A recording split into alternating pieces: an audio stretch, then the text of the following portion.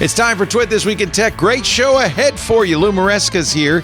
He works at Microsoft. He's the principal software engineer for Python and Excel Copilot. He's got a lot of AI experience. Iain Thomson is here. He's the king of snark at theregister.com. And Doc Rock, aloha, from YouTube. YouTube's Doc Rock. We'll talk actually quite a bit about how YouTube is taking over for TV, AI taking over for movie making, and humanoid robots for only $3,000. All that and more coming up next on TWiT. Podcasts you love from people you trust. This is TWiT.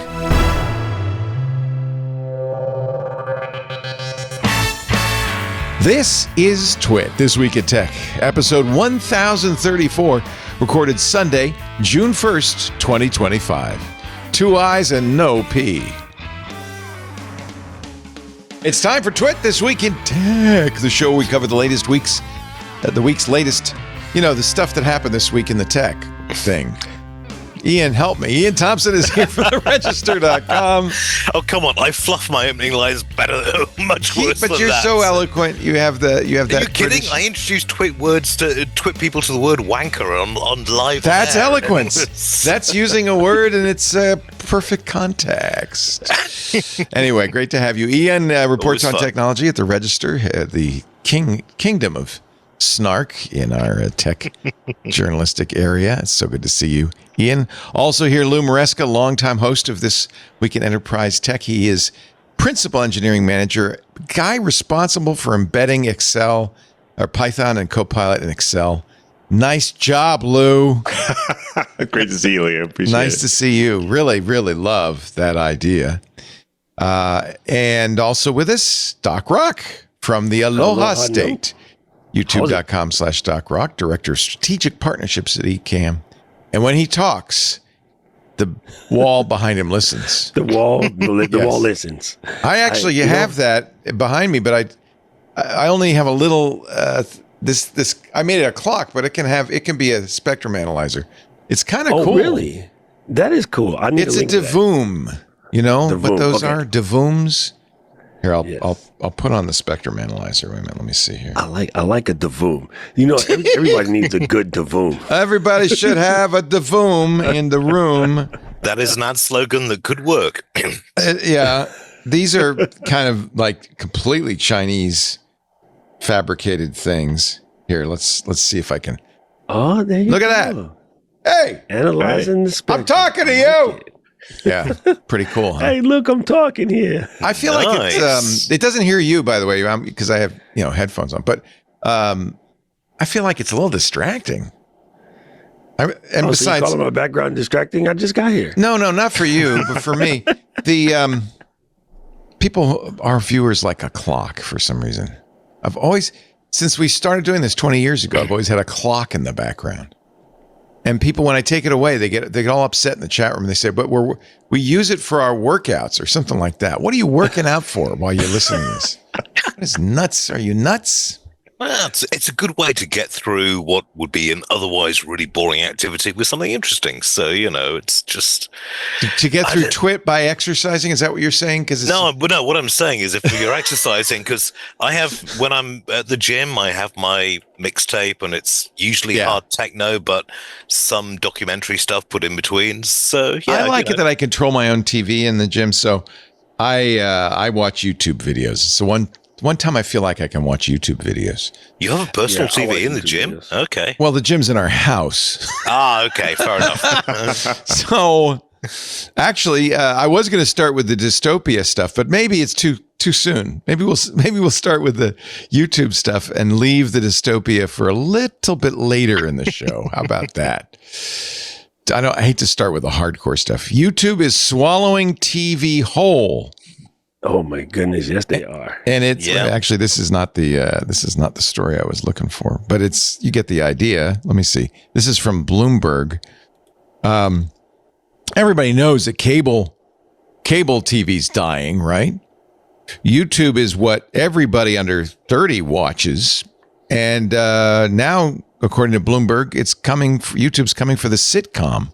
Creators are making longer shows to meet viewers where they are, increasingly in front of their TVs. Doc, do you have any sense of how much of your audience watches in the living room on a TV as opposed to on a phone or on a computer? Yes, I do. Considering, so my audience is specifically Gen X creators, but I do get some people like just above 30, right? I go down to like 32. Ain't nobody talking to you, girl. Was that Siri? Just wanted to say hi. Nobody ask her anything. She just decided to butt in. She likes attention. Listen, lady. Yeah. Listen. Okay, so here's the thing that's really cool. I specifically target this audience. And even when I say that in most of my videos, I definitely get younger people watching because they're like, well, I can get a head start if I can know what the OGs know at this point. And, you know, last year, the CEO came out and said that they serve over 1 billion hours of podcast on television. Yeah. And that's this worries me a little bit that people are saying the future of podcasting is YouTube.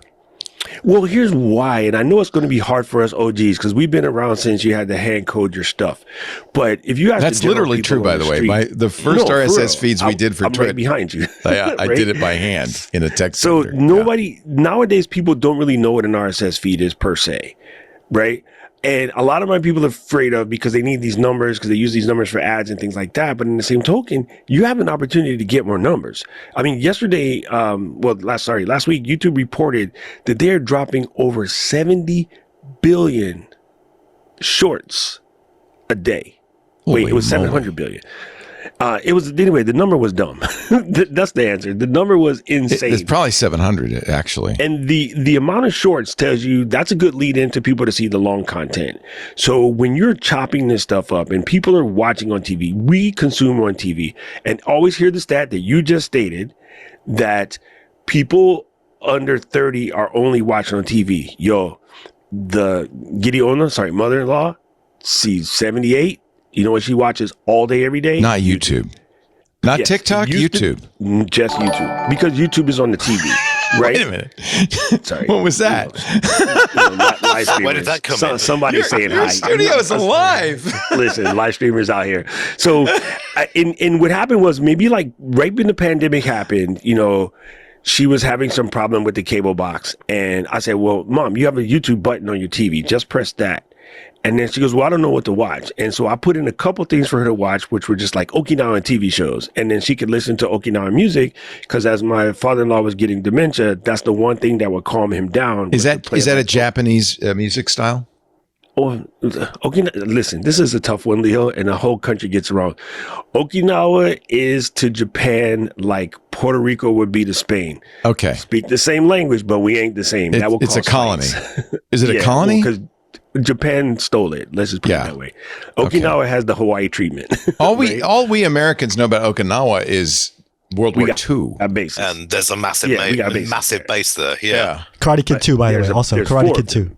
Karate Kid 2. Yeah, and Karate Kid 2. Okay. Exactly. Thank you, Benito, for that. She would start to watch, once I showed her this, and then she found like, you know, recipes and like shows that she could watch. Like she never really watches regular TV anymore. And she tells me the other day, oh, I just found these old school, Okinawan movies that are on YouTube.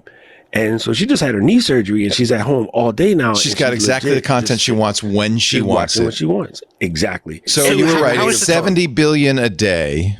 That's the answer I was looking for. 60% of YouTube video is shorts. Only 5% stories. You can say goodbye to that soon.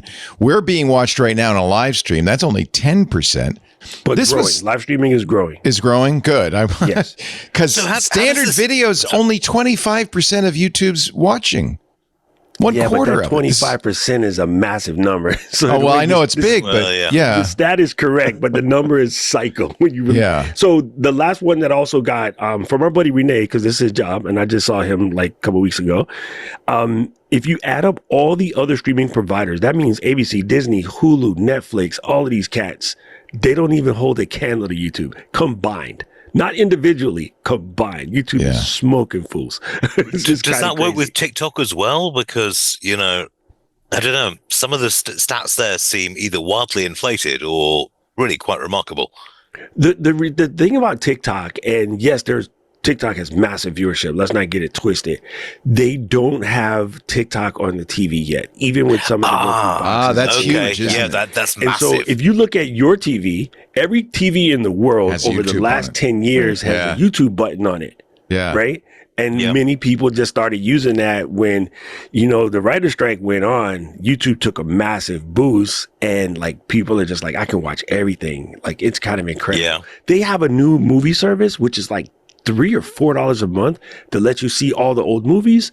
And so I was watching Kill Bill 1 and 2 because my marketing director, Katie, she has a podcast where she talks about 80s and 90s movies, and we wanted to do Kill Bill. And I was like, this service is only $3 and there's a bunch of cool stuff. So I'll watch it all and then get rid of it. But, there is a perception that the stuff on YouTube is not as polished as the stuff you'd see on streaming or network TV. I don't know. I've seen some really good stuff. I mean, well, that's the problem. There's everything. Yeah.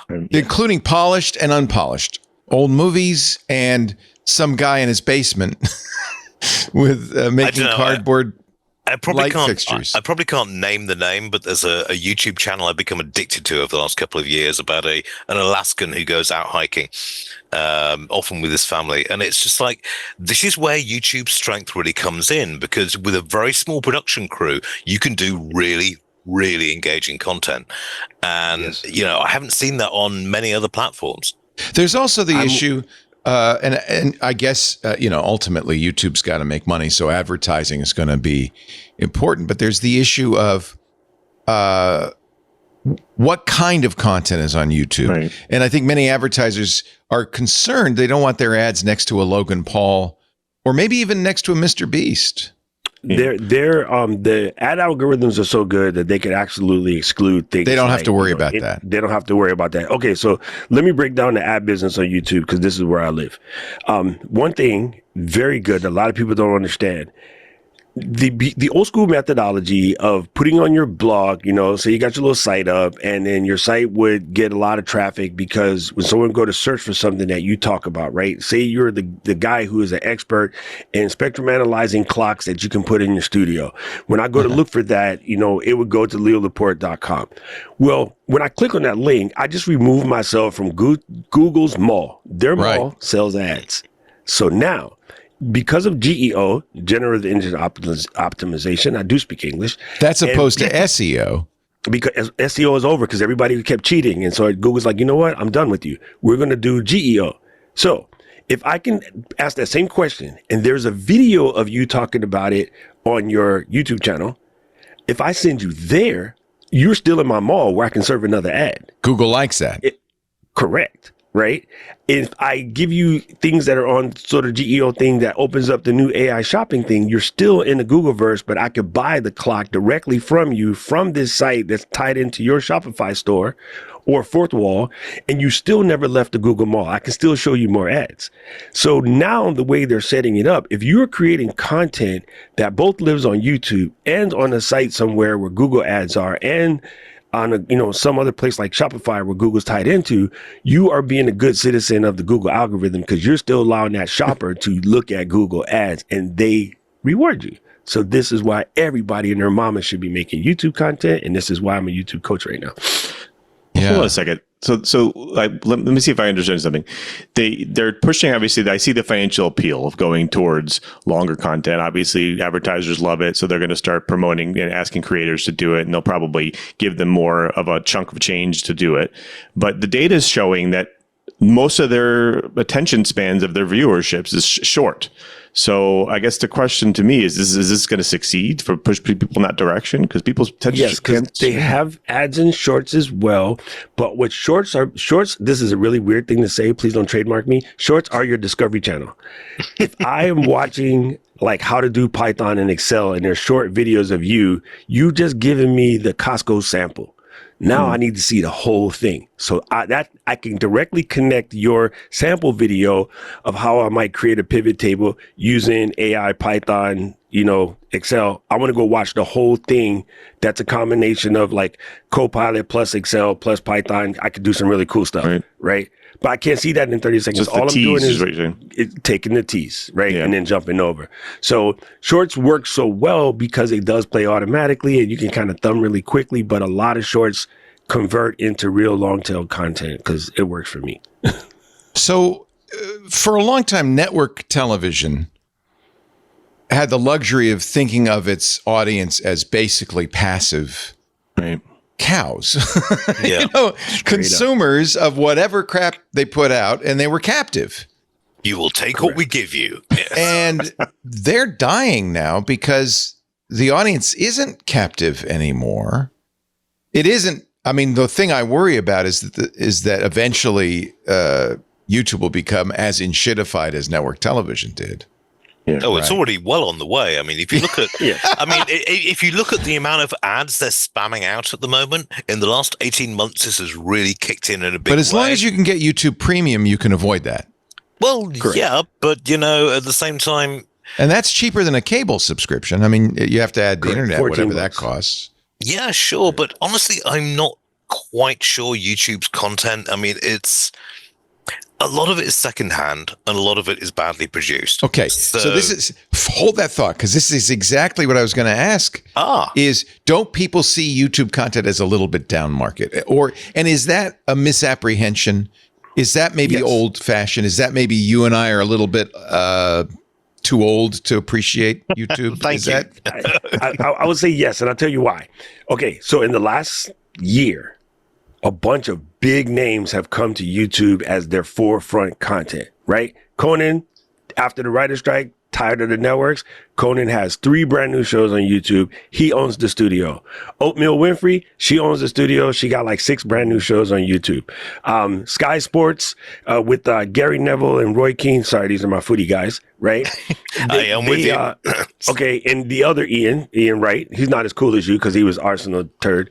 Anyway, I think he's slightly cooler, in fact, but yeah. So those guys started a brand new thing called Stick to Football. They just signed a contract for 3 more new seasons. They just signed a massive contract. I don't remember what the poundage is, but Mr. T can look it up real fast. So these are happening. Jon Stewart, he left Apple, went to YouTube, started another show. So the guys that were on TV that were sort of being pawned around, the only person who hasn't really made the jump is Colbert because he's paid handsomely.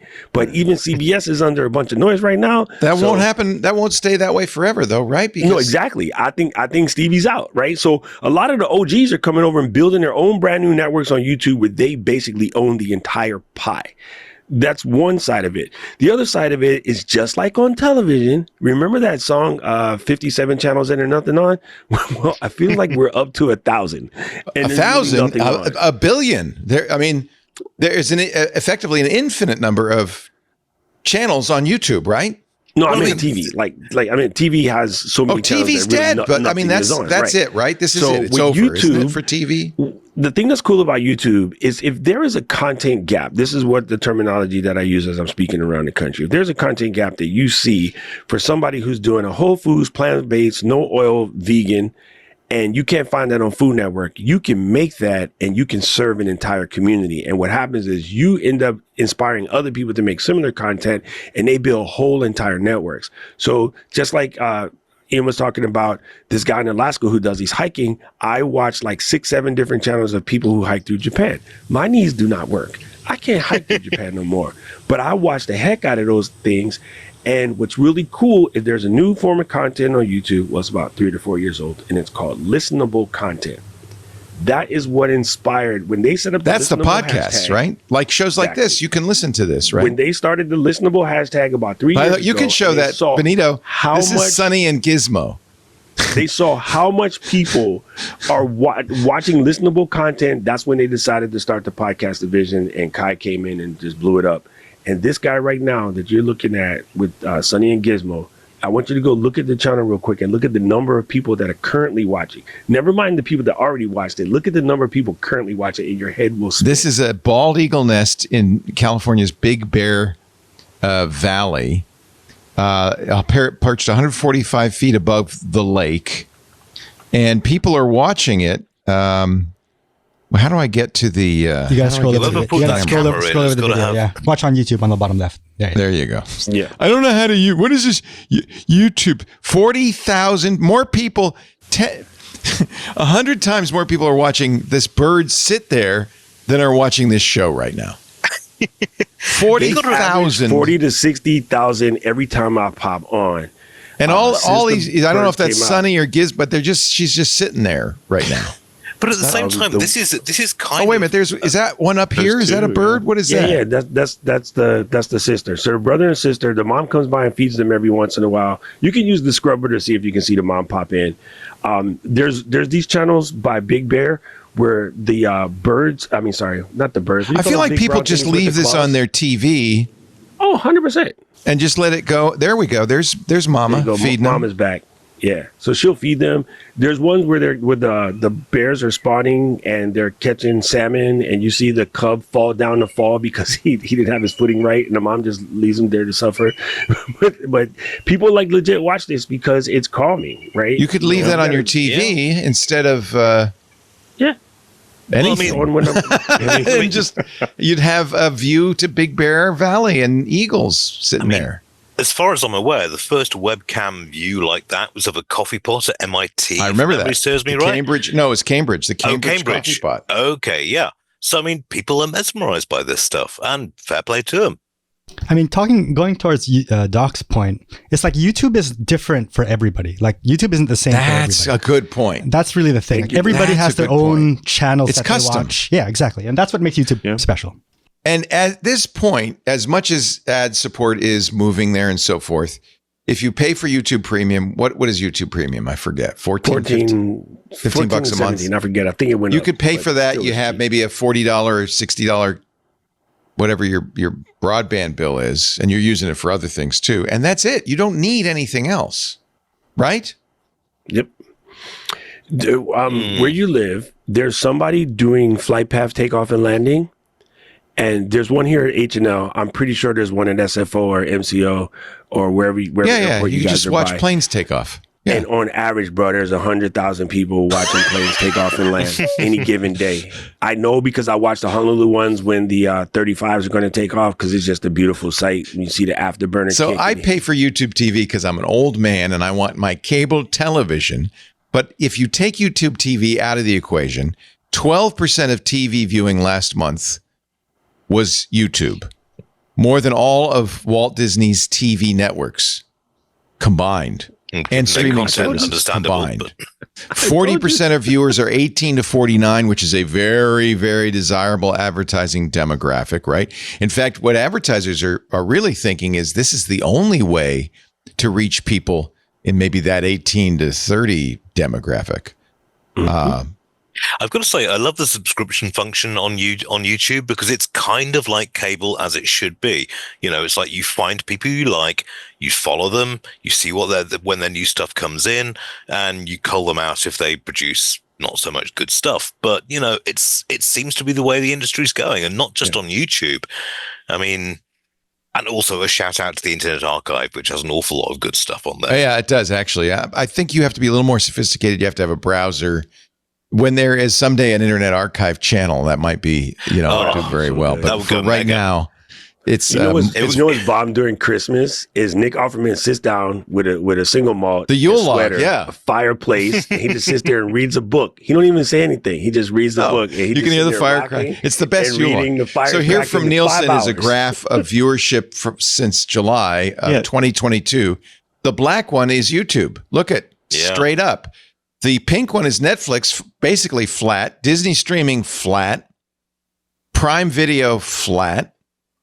YouTube is just dominant. Well, I mean, I think Disney's discovering that basically pumping out endlessly market research content with no real soul is not working for them. And YouTube is a haven of originality, to my mind. I'm not thrilled about it becoming the dominant podcast platform, however, because I like RSS. I like it for us that you can watch us anywhere, including YouTube, by the way. I mean, we're on YouTube. We do YouTube shorts. We do full-length YouTube videos for every show. We're even streaming live right now on YouTube. But that's not the only way we distribute. One thing that the YouTube player has that none of the other players have seen them pull off, and I've tried them all from Overcast to Podler, like whatever. I've tried all of them. When you're watching MacBreak Weekly, right? Because I'm there, and then I go to my car, it's always off. I have to go and scrub it to the right spot. The syncing just does not work. Right. When I come back in the house and I try to go back to the video version, it's always off. The syncing does not work. In the YouTube player, when you use YouTube Music to watch, I can see the video. It's where it is. When I come back, Andy is still in his same funny joke. I hit the button, never lose a beat. It doesn't back up. It's in the exact right spot. Okay. So that player has outmatured all the players made by nerds who should know better. Because this is what's happening. This is terrible. This is the world is changing, obviously, right? And the way we consume content is changing. It's people my age. I remember when I was growing up, why would anybody watch Lawrence Welk? My grandparents watched it, right? But as soon as they died out, Lawrence Welk was over. I think that's where we stand right now with television. Oh, come on. I mean, you're American, for goodness sake. You had more channels than any of us did. I mean, and what did it serve? Nothing. We had a school holiday on the day the fourth national TV channel actually launched, Channel 4. And they actually gave us the afternoon off so we could watch the first episode from this fourth channel. Wow. You come over to America and you've got hundreds of the damn things and they're all showing rubbish. What I like about YouTube is that you can focus in on what you like. Right. Bro, you said something really good right there. You know what I discovered maybe like 4 years ago, and I have watched every single episode? Philomena Crunk. Oh, she's hysterical. Yes. Diane, what the heck is Diane's last name? Anyway, dude, once I discovered that on YouTube, and I went down a rabbit hole, and then I fired up. But that's what you could do with YouTube. But that's also the disadvantage. I mean, at least somebody, maybe, again, I shouldn't use myself as an example because I'm obviously of a different generation, but it's overwhelming. The amount of stuff on YouTube is part of the problem, too. It's not only an asset, it makes it like, wow, what do I watch? It's the same as a bookstore or a library. I don't know. You find what you want. I mean, YouTube seems to be overwhelming. I mean, YouTube seems to be getting spammed out with an awful lot of AI content at the moment. Well, that's going to be worrying. Kids watch that. Kids watch that crap too. All the AI, they love watching the AI. How do you keep your kids from? I mean, I'm sure, Lou, you're not the kind of parent that just gives them an iPad and says, "Watch whatever you want." No. That's. I see that we were at a nice restaurant yesterday. The adults are talking and the kids are just staring at the screen. I feel like those poor kids are not getting what an adult conversation. There's nothing to learn from that. But how do you handle this with your kids? Because you have pretty young kids. Yeah, I control at the network layer, so I block YouTube at certain parts of the day, like dinner time. YouTube's blocked. This is why you don't want a network engineer, Daddy. Yeah, exactly. But I block specific things too. I control at the network level, my friends. That's right. So certain shows are blocked. Like there's things that are blocked. But I would say those kids are going to grow up and say, "Yeah, YouTube was never on at dinner time. I don't understand why. Nothing's on at dinner time. Nothing's on at dinner time." Yeah. Was that the same for you in your house? Yeah, but I would say that the biggest thing is just obviously oversight, is just making sure that I watch what they watch, or I'm interested in what they're interested in. I promote other avenues, like Doc just said, hey, go what bookstore is the same. Well, yeah, I'd rather promote than let's go read some books and stuff if we've got the same subjects. So I think it's hard though. 5 kids is hard to watch. Yeah, and I'm no judgment on parents who do that, because it's hard to be a parent, and if you're going crazy and the only way you can get a moment to yourself is to say, here, kid, watch this. Yeah. At least pick Blue's Clues or something. Pick something, pick something good. Don't make them watch Baby Shark over and over and over again. I mean, in the old days, it used to be that you had the family computer and you put it in the dining room or the lounge, so that everyone could see what you were doing on there, and that was a good way to keep people honest. But I mean, all respect, Lou. I mean, it's a really tough job. It is, because it's. But that's actually what I do, Ian. In fact, all the computers are literally within line of sight of where your kids aren't old enough to have cell phones yet. They all. My son's 15, so he has a cell phone. Okay. So there's nothing you can do about him. Right. I mean, did you go for a smartphone or a dumb phone? Because there was a really interesting. Most of my kids have watches, so they that's how I get a hold of them. But that's where I started them, and then the phones are kind of a newer thing. But yeah, that's a smartphone. But I mean, there was a really interesting study that was I think it was NPR put it out this week, where there's a school where they've basically limited everyone to dumb phones.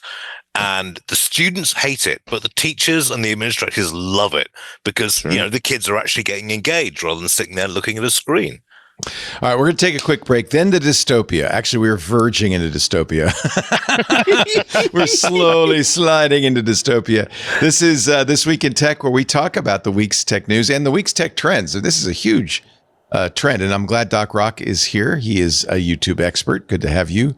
YouTube.com/DocRock. Lou Maresca, a parenting expert. Also, if you want to put some Python in your spreadsheets, you might be a good guy for that too. It's good to have you, Lou. And thanks. Iain Thomson, who's an expert in British slang. Well, I just have to warn you off of using one thing for a title once, but yes, the puppy's package is not a very... Almost did. Actually, I almost used a bad word in Yiddish for a title last week. So I have to, yes, I need experts in all the areas. Thank you, Iain, for being here. We appreciate it. Our show today brought to you by Zscaler, the leader in cloud security. This is, look, AI is obviously changing the world, but it's also changing the way bad guys operate. Hackers use AI to breach your organization. AI powers innovation, drives efficiency, but it also helps bad actors, the bad guys, deliver more relentless and effective attacks. And boy, it's long gone are the times when you can say, oh, that phishing email is so ungrammatical, obviously a phony. No, they're perfect now. Phishing attacks over encrypted channels increased by 34.1% last year. Fueled by the growing use of generative AI tools and phishing as a service, KISS. Yes, phishing as a service. You want to know about that? Listen to Security Now. It's mind-blowing. You don't have to be an expert to be a bad guy anymore. It's a service. Organizations in all industries, from small to large, want to leverage AI. It's great for increasing employee productivity. Public AI for engineers with coding assistance. Who's not using coding assistance these days? Marketers use it for writing. Finance, they've got the AI spun up, creating spreadsheet formulas, maybe a little Copilot in the Excel. makes pivot tables a lot easier. They're also automating workflows for operational efficiency across individuals and teams. They're embedding AI into applications and services that are customer and partner facing. It's everywhere. Ultimately, companies are moving faster in the market and gaining competitive advantage with AI. So it's both a plus and a negative. It's a double-edged sword. Companies have to think how they protect their public and private use of AI and how you defend against AI-powered attacks. May I suggest Zscaler, Chief Information Security Officer, CISO from the New York City Department of Education, right? They're under attack all the time. He says, with AI, I'm concerned, this is a direct quote, I'm concerned about the usage of it, but I also love the innovation with it, right? This is universal. How are employees using AI? Which AIs are they using? Zscaler can be a good partner there to help us find out the answers to those questions and to help us move faster when it comes to incident response and finding that needle in the haystack, proactively finding threats to our network and our data. This is AI that can be used to protect you against the bad guys. Traditional firewalls, the way we've been doing it so far, the perimeter defenses, then you have to have a VPN to get people in, and now you have public-facing IPs. This all exposes your network, it exposes your attack surface. And it's no match in the AI era, right? It's time for a modern approach. Zscaler uses zero trust. Oh, love that. My favorite kind of security. Zscaler's comprehensive zero trust architecture plus AI ensures safe public AI productivity, protects the integrity of private AI, and stops AI-powered attacks.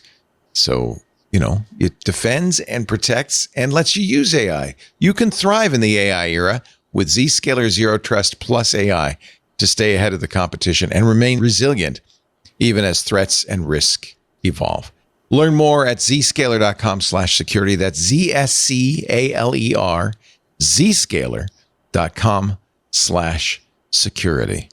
Put the double-edged sword to good use with Zscaler.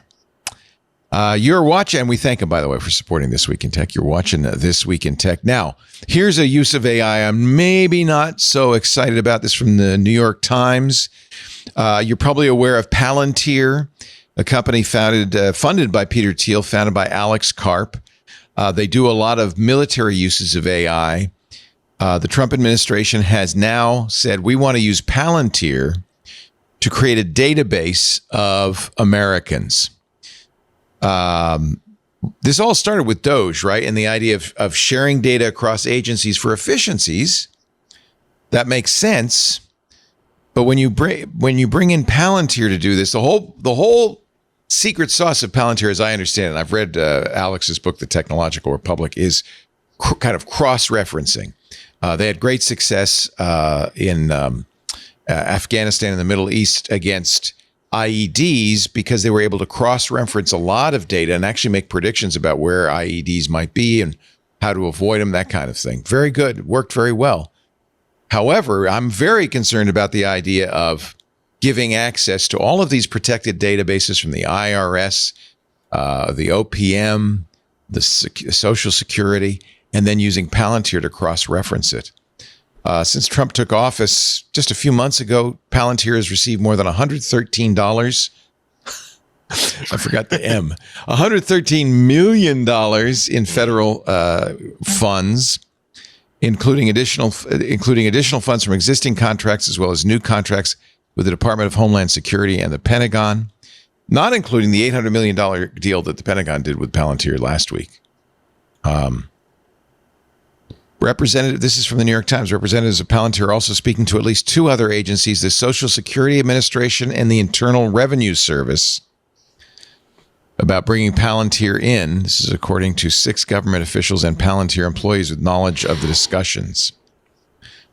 DHS, Health and Human Services, already have Palantir's Foundry, which organizes and analyzes data. Should we be concerned about the idea of a centralized database combining all of those disparate functions? Traditionally, the IRS, for instance, firewalls off its information. It knows everything about you and me, but it firewalls it off. I've got no problems with the centralized database as such, but it's who has access to it. Because we've gone through this in Britain before, in the RIPA laws in the noughties. The government wanted to set up a centralized database, but they were allowing access to everyone, to parish councillors who, are like elected by 300 people. These kind of databases are very dangerous, but I don't honestly see the Trump administration saying no to Palantir on this one. They are going to get the data, and it's going to be very interesting to see how it works out. Again, from the New York Times, the Trump administration has sought access to hundreds of data points on citizens and others through government databases, including bank account numbers, the amount of student debt, medical claims, disability status. You remember that RFK Jr. Wanted to make a database of people with autism. In theory, using it for public health, but it really raises kind of the specter of it being used against people. And of course, one of the number one things they want to do is find illegal immigrants, right? Undocumented immigrants. Yeah, but I'm not under the guise that AI is now already powering things of the private sector. I mean, obviously government can contract external organizations to do this. I mean, that's what AI is powerful about connecting the synapse between all the data, right? Right. That's its real skill, isn't it? Right. Yep. So I think I can't imagine there's not already this company already is doing that. I can't imagine that the government's not already contracting these companies to do it. So having it come inside, it obviously just, I don't know, it seems like a ploy or even a play on something. It doesn't seem like a real thing. You don't think it's genuine? No, I think there's already private companies doing it. Why not pay them? It seems strange that they just want to do it as part of the governmental agency, So because Booz Allen's been doing much the same thing with intelligence data. Right. Yeah. I think my concern would be that the real risk, and this is what data brokers did, is the cross-referencing, right? Right. It's one thing to have the IRS have a database, Social Security Administration have a database. As long as they're not cross-referenced, it's much less dangerous. But as soon as you cross-reference everything the government knows about you, it's funny. I've always had mixed feelings about the privacy argument, right? I say, well, what's the harm? I'm going to get more targeted advertising. That's a benefit to me. I don't want to see ads for something I'm not interested in buying.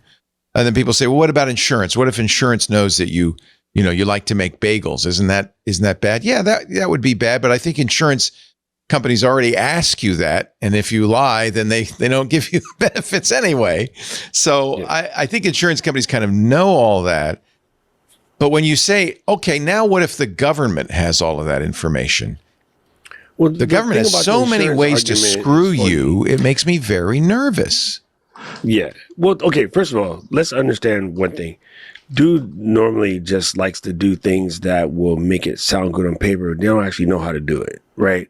The other thing... Palantir knows how to do it. That's what worries me. Well, Palantir does, but I mean, like, as far as once they get it inside, what are the guys going to do? Like, the people who are making the noise, they say things that they don't know how to do.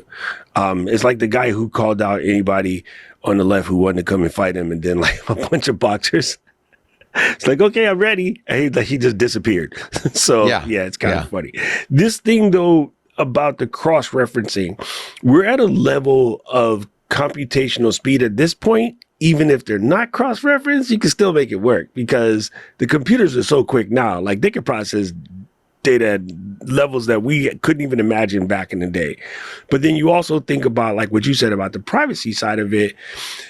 The only reason why I would try to hide something from my insurance company is because my rates are going to go up. But then that level of cheating is why they put in buffer rates, which makes it expensive for no reason anyway. So in insurance companies actually want you to, in my opinion, want you to lie because then they don't have to give you the benefits.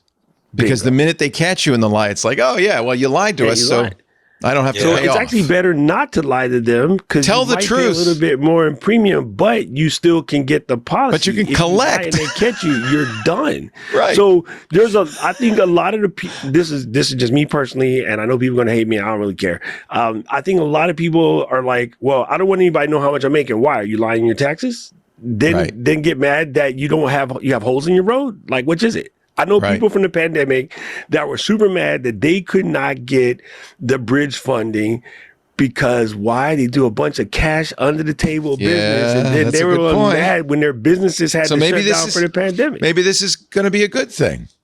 At some point in time, we have to fix the thought process of I hate paying taxes. Well, that's kind of your civic responsibility. I do understand the idea of hating the waste of tax money.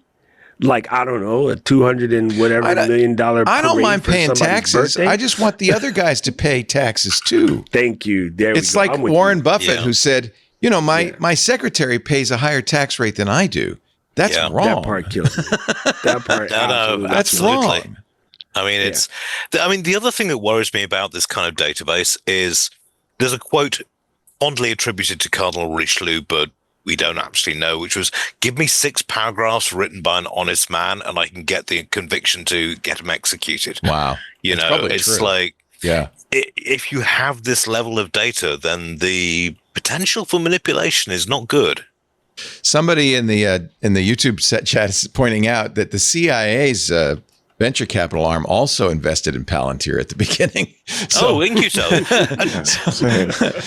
guess they've known all along this might be useful. Palantir, in the New York Times article, says, well, we act as a data processor, not a data controller. Our software and services are used under direction from the organizations that license our products. These organizations define what can and cannot be done with their data. We wash our hands of it.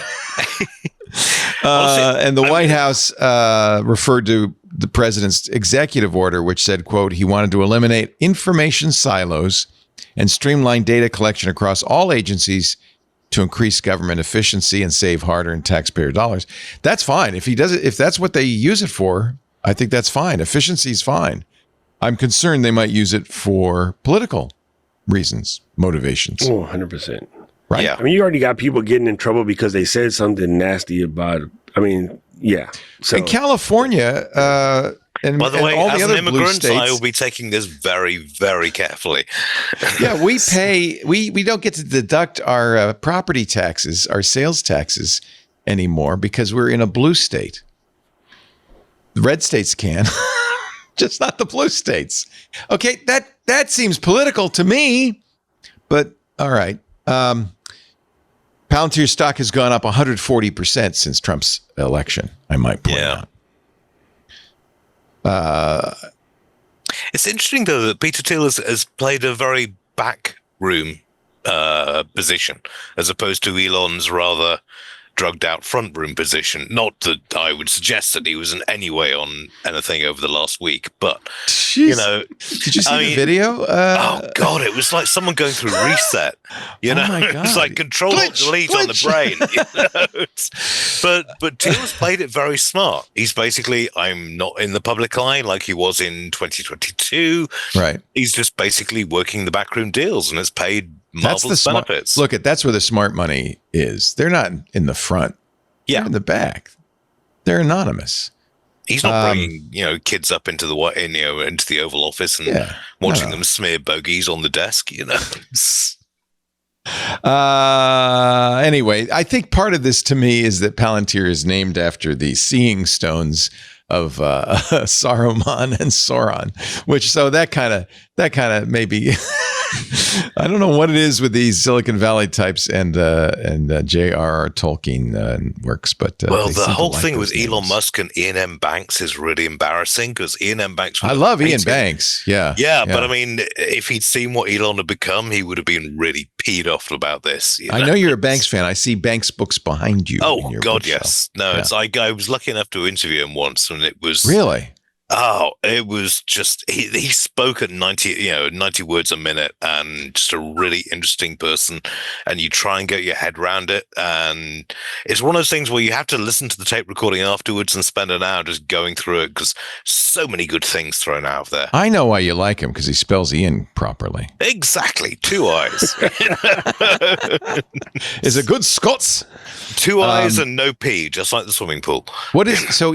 I did actually read Consider Fleabus because Elon named his rockets after the rockets in that book. Yeah, I mean, consider and it was good. I liked it. Yeah, I mean, it's the first book in the series. If you're coming into them new, I'd still recommend it as a starter. But use of weapons and player of games are the two most easily accessibles. I have to read players of games. That's the next one. And Accession unfortunately suffers because he just discovered email. So there's an awful lot of email between ships. It's going to be the next big thing. Can't wait. All right, another break, and then we shall continue on with the discussion. Great panel. Nice to have all three of you with me today. Three of my oldest, dearest friends, actually. It's always nice to see the you. oldest part. Jesus. Yeah, old. Me neither. Old. You're so old. Hey, can I show you something cool? Let me see if I can show you this. It looks like an external hard drive, doesn't it? That is a Thinkst Canary, and our sponsor for this segment of This Week in Tech. The Thinkst Canary is a honeypot that can be almost anything. This one, I think, is a Windows server. It can be, for a long time, I had it be a NAS. It could be a Linux server. It can be a SCADA device. It can be anything you want it to be.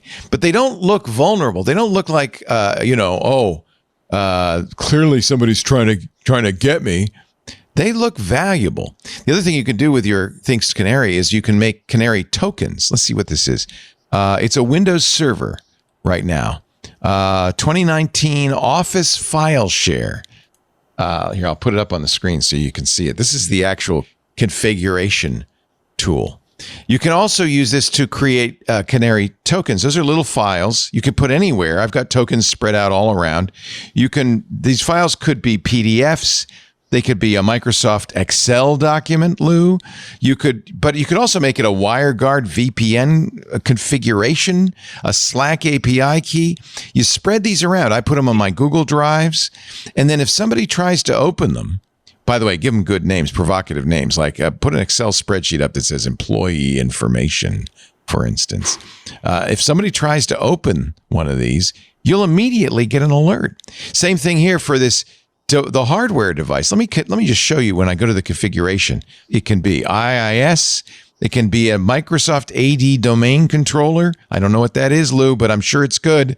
SharePoint, Windows Server 2000. If you want, sometimes when you set up something old like that, bad guys think, oh, I got them now.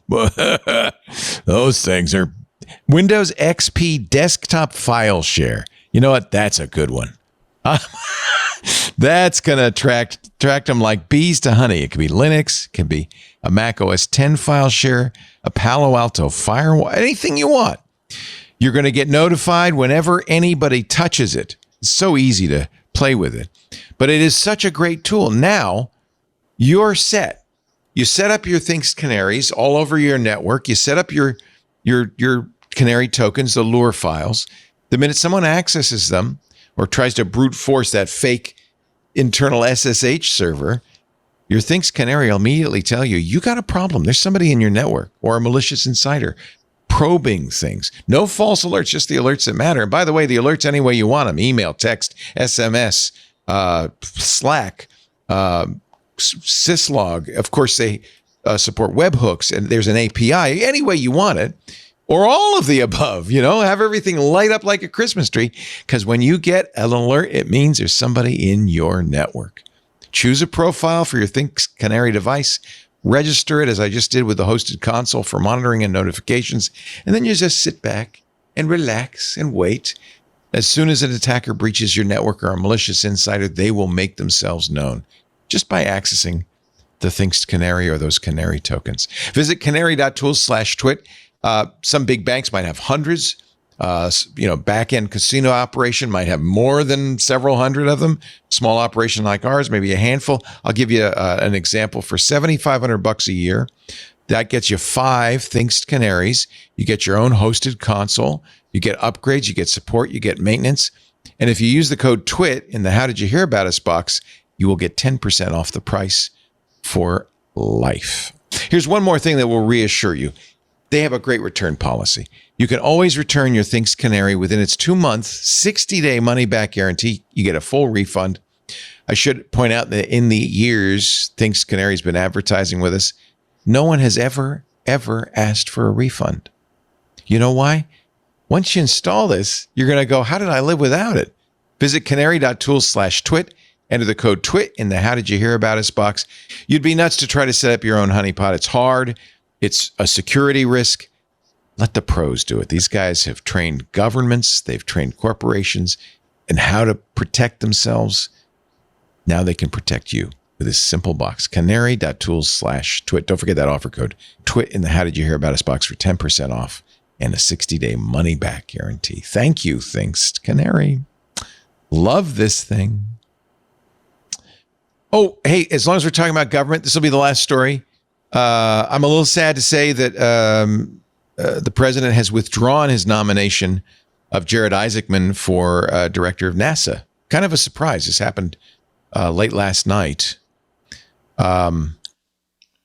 Apparently, it's because he donated money to a Democrat, to Mark Kelly, another astronaut. Oh, how petty does this have to be? I mean, really? It might also have to do with the fact that Elon isn't around anymore. Elon's gone back home, and this was Elon's pick because Isaacman had actually paid for a couple of flights on SpaceX rockets. Isaacman was pretty sharp. He was due to appear before the Senate this week for a confirmation vote. There's some concern now that with the new budget, which cuts NASA's finance by, I think, 25%, that perhaps NASA may not be a top priority for the president. Okay. Call me cynical on this one, but it does seem like SpaceX's main competitor is being cut back, and admittedly the SLS is a nasty rocket system which should never have been done, but SpaceX relies on NASA engineering, so they'd be unwise to cut it too much. Well, and a lot of NASA contracts have gone to SpaceX, right? Oh, of course. I mean, Elon wasn't in there just for the shits and giggles. Oh, sorry. It's funny. I was going to say the thing about the whole space race that bothered me, because we were kids, the idea that, by the time we got to this age, we would be able to be in space and, be like, what was that?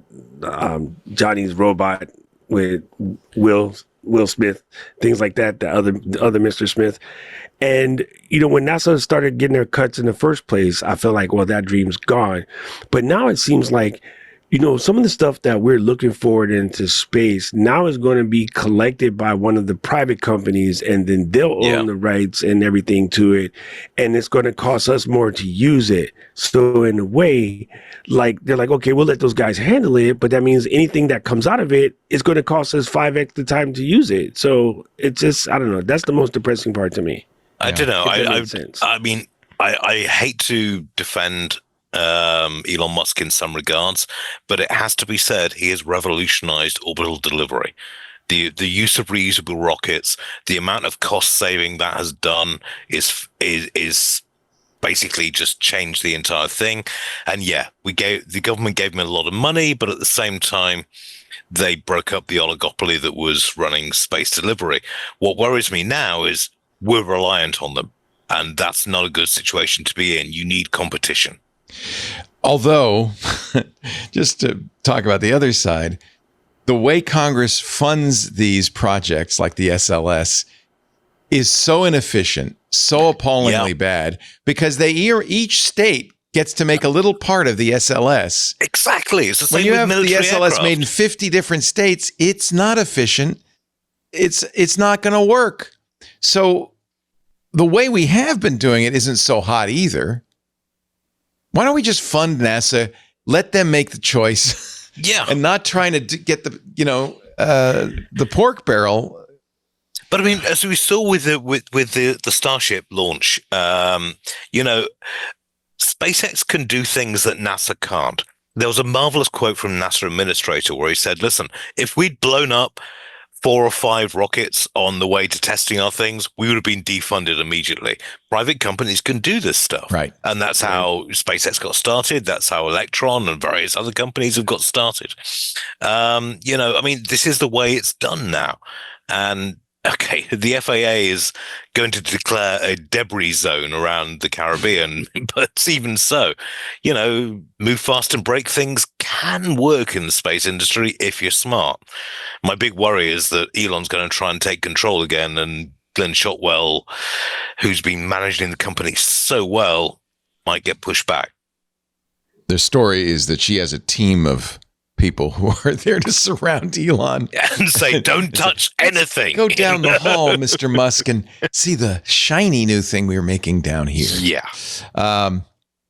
Isaacman was Elon's pick. So in one sense, this change means Elon has less power in NASA. But the budget, of course, takes away a lot of money from NASA. So I don't really know. I think we're all NASA fans, right? I'm not a fan of going to Mars. Pardon me? What's the over-under on him ending up at SpaceX? He doesn't need the money. Isaacman is a billionaire. In fact, he owns his own private jet fighter fleet. Did you know that? No. He's a fighter pilot, and he has been acquiring not for combat purposes, but he's been acquiring fighter jets. Let me just see what his current. I was going to say, hang on, let me just check. But Larry Ellison, I think, has a MiG-29 that he got busted for flying over the speed limit, or maybe a MiG-23. I don't know. We'll see. Hey, I need you to pull this MiG over. Isaacman has a MiG-29 too, so maybe we could have a dogfight between the. I don't know. Well, live on YouTube. There's Isaacman. I was going to say that would be something YouTube. People would stream for. Yeah.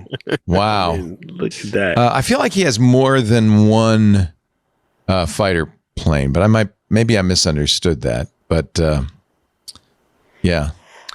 Man, I'm sitting over here trying to scroll Leo's screen. It's impossible. You can't scroll my screen. No, only I. So make sure you're not looking. You shouldn't be looking at my screen. You should be looking at you. You should be seeing yourself. Let's say you're still using the studio screen, or so it's. Well, you want to see the setup? You can see it. I have an over-the-shoulder shot here. You can see.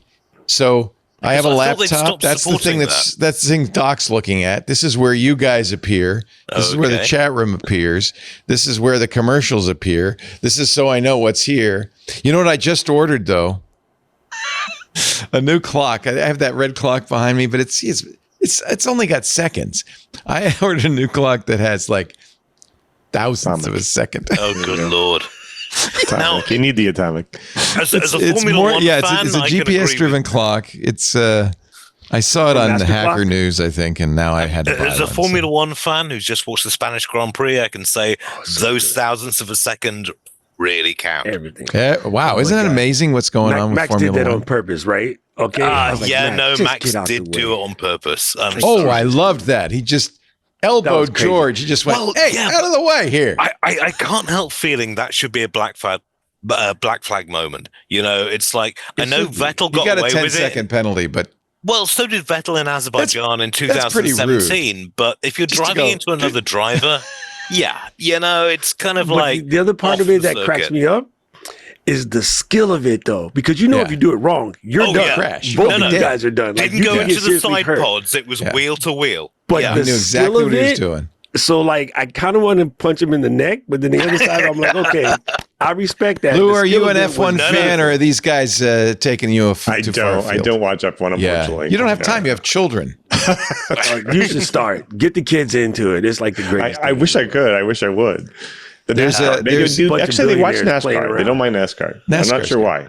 Yeah. Yeah, I mean, NASCAR is the fastest. Formula One is the most complex. If you want to merge NASCAR's those two, faster than Formula One? I didn't know that. No, NASCAR cars on an oval will go faster than Oh, yeah, because Formula they're just One. going around in circles. Formula One, you've got to constantly readjust the computer. This caused a major problem in this weekend's race.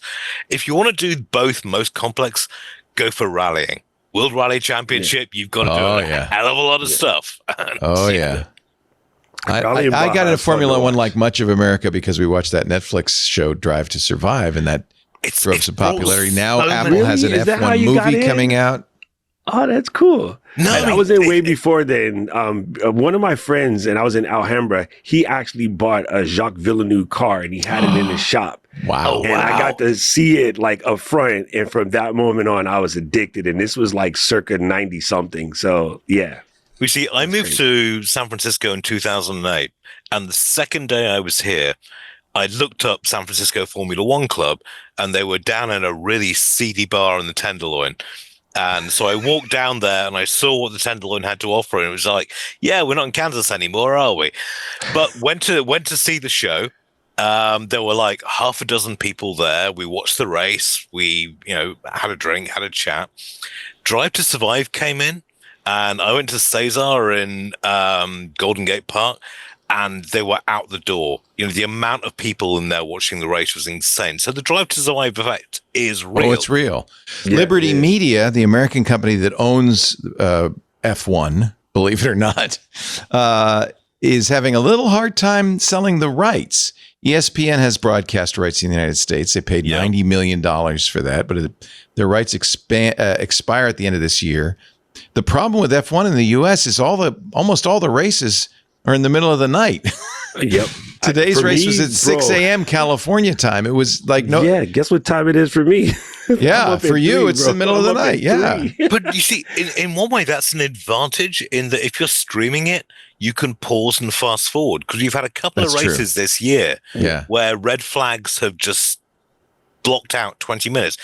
If I'd have got up at 6 a.m. to watch some of the races, as I used to do, live, you'd have had an hour sitting around going, what the hell am I standing Well, here that for? argues for somebody like YouTube or Apple to buy the rights. I YouTube would spent a love Apple lot to of do money it. on the NFL for Sunday night, Sunday ticket, right? Yes. And I think the streamers, I thought Apple might be in the market, given that they are the ones producing this Formula One movie. Well, what they do with their spatial stuff and some of the It's a innovation chance- they do with the or maybe overlays Amazon. and whatnot. That's what I was Remember, saying, Amazon Amazon bought really Thursday Night loved it. Football. Yeah. They have all those stats all over it.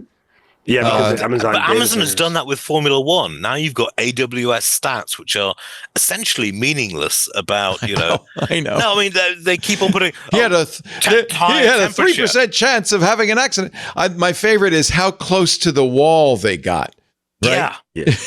No, well, I mean, there's a especially famous in story Monaco. about, yeah. Oh no, I was going to say, Doc, in Monaco, there's a famous story where Ayrton Senna complained that the barrier on one of the corners was wider than it should be, and it turned out he was right. They'd repainted it with a thick paint, and he just brushed against it. These are the levels that these people work at, and Liberty is hoping that the Formula One movie with Brad Pitt, which comes out on the 25th. I'm a high skeptic on that one. Yeah, will drive traffic because he's trying to get a good deal. Formula One is nowhere near NFL or even NBA or Major League Baseball rights revenues. Well, not in the US, but worldwide. Yeah, worldwide. Yeah. Sky, I'm sure, pays a lot of money to put Crofty on the tube. Oh, no. Well, they had Nico Rosberg commentating on the Sky feed. I bet that's good. Yeah. Oh, he's so passionate, and he was just. I pay for the F1 TV so do I. Yeah. stream. Now, and you can watch the Sky. You can see the Sky announcers if you want. You just said something in that also. I think one of the reasons why it went down in the U.S. is when the Andretti's came out. We don't really have a fighter in the fight at this point, right? Yeah. So we have to adopt like Lewis. That's what I did. Cadillac's coming in though next year. No, Cadillac is coming in as a new team. And I'm an F1 TV subscriber as well, although I usually go the international feed.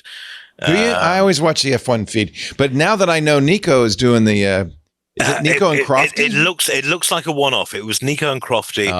Martin Brundle's birthday was this weekend, so he understandably stayed away. Yeah. And the previous week, he just received an Order of the British Empire from not Her Majesty, His Majesty. Yes, please, let's get that right. Yeah. How is Chuck doing, by the way? Are you happy with him? He seems to be getting it quite right. There were worrying concerns that when he was Prince of Wales for so long, he had really big ideas about actually ruling the country, which is not what we have the royal family for. They're there to open supermarkets and they're there for the tourist industry. Yeah, exactly. Yeah. But, Charles seems to be working okay. I mean, he's got some health problems, but the best healthcare in the world. Don't you think Will's, everybody wants Will's as soon as possible? Like he could save the monarchy. I feel like the monarchy is on thin ice. And Charles isn't helping. He's not Mr. Charisma.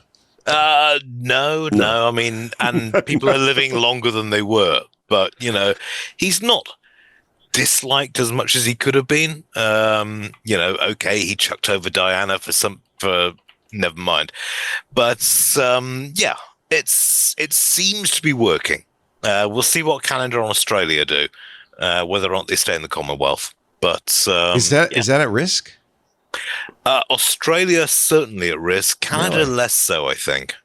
Yeah, Canada might want some help from across the Atlantic just in case. I honestly, Canada EU deals I think are going to be going huge because when someone's in fact, Charles was in Canada just last week and said, kind of in very veiled speech, you might want to keep us around. Well, I mean, I think veiled, yes, by media terms, but in terms of British royalty, that was pretty damn, that was a bitch slap.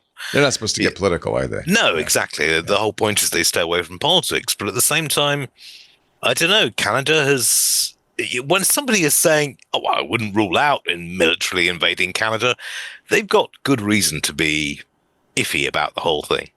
All right, we're going to get back to the tech talk. I don't know how we got into F1 and the British royalty. Sorry about that. We've drifted off a little bit, but when we come back, Microsoft executive going to Amazon. This is a big one. I think you know who I'm talking about, Mr. Maresca. Yeah, we'll have that in just a moment. Yep. But first, a word from our sponsor, ExpressVPN. Going online without ExpressVPN is like, leaving your laptop at the coffee shop when you run to the bathroom. If you're in Tokyo, no problem. Most of the time in the United States, probably you're okay. But one day, what if you come out and your laptop's gone, right? You take precautions. It's normal. Look, everyone needs ExpressVPN every time you connect to an unencrypted network in that coffee shop, in a hotel, in an airport, or wherever. Your online data is suddenly not secure. Any hacker on the same network can gain access to and steal your personal data. It doesn't take much technical knowledge to hack someone. You just need some cheap hardware, like the Wi-Fi Pineapple, and suddenly, you can see what's going on. Your data, of course, is valuable. That's the incentive. Hackers can make up to $1,000 a person selling your personal info on the dark web. That's why you need ExpressVPN. It stops hackers from stealing your data by creating a secure encrypted tunnel between your device and the internet. This is the one I use, ExpressVPN. It's the best VPN out there. The only one I recommend because I really trust them. They're committed to keeping your privacy private. And I love to use it when I travel because I can keep up on my shows. I can watch football, or I can get, the Sky Sports version of F1 anywhere in the world. ExpressVPN is the number one VPN in my mind because it's super secure. It would take a hacker with a supercomputer more than 1 billion years to get past ExpressVPN's encryption. It's easy to use. You fire up the app, you click one button, you get protected, and it works on everything you've got: phones, laptops, tablets, and more. So you can stay secure on the go, even at home. Optional dedicated IP service engineered with innovative zero-knowledge design. Not even ExpressVPN can trace an IP address back to the user. Rated number one by top tech reviewers like CNET and The Verge. It's the only one I use. Secure your online data today by visiting expressvpn.com/twit. That's expressvpn.com/twit. And you can get an extra 4 months free when you buy a 2-year package. expressvpn.com/twit. We thank them so much for their support of This Week in Tech. And we appreciate it. They've been with us for a long time. And frankly, wouldn't go anywhere without them. So, do you know Jay Allard by any chance? I know you know him by reputation, Lou. Wait, sorry, real quickly. I do know him. Oh, yeah, I know him, yeah.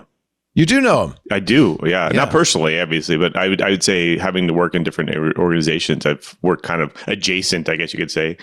But he was one of the Xbox guys. In fact, I remember going up Xbox, to Seattle 360, yep. for that big launch, of the Xbox, and that was a big deal. I was still at Tech TV. That was how long? It was like 2001.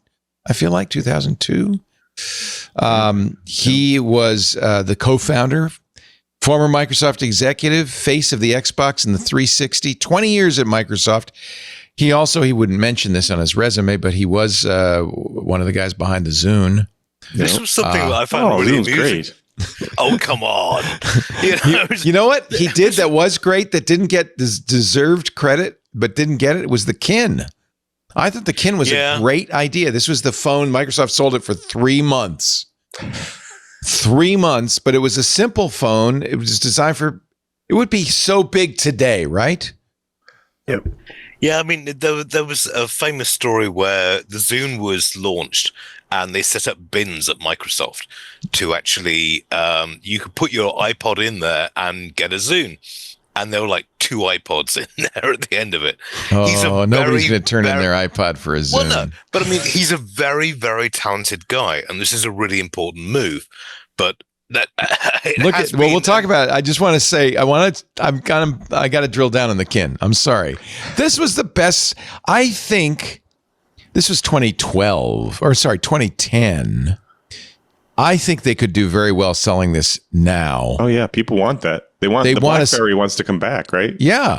It had look at this. It slid up. That was a sliding face. So it was just a little thing like a flip phone.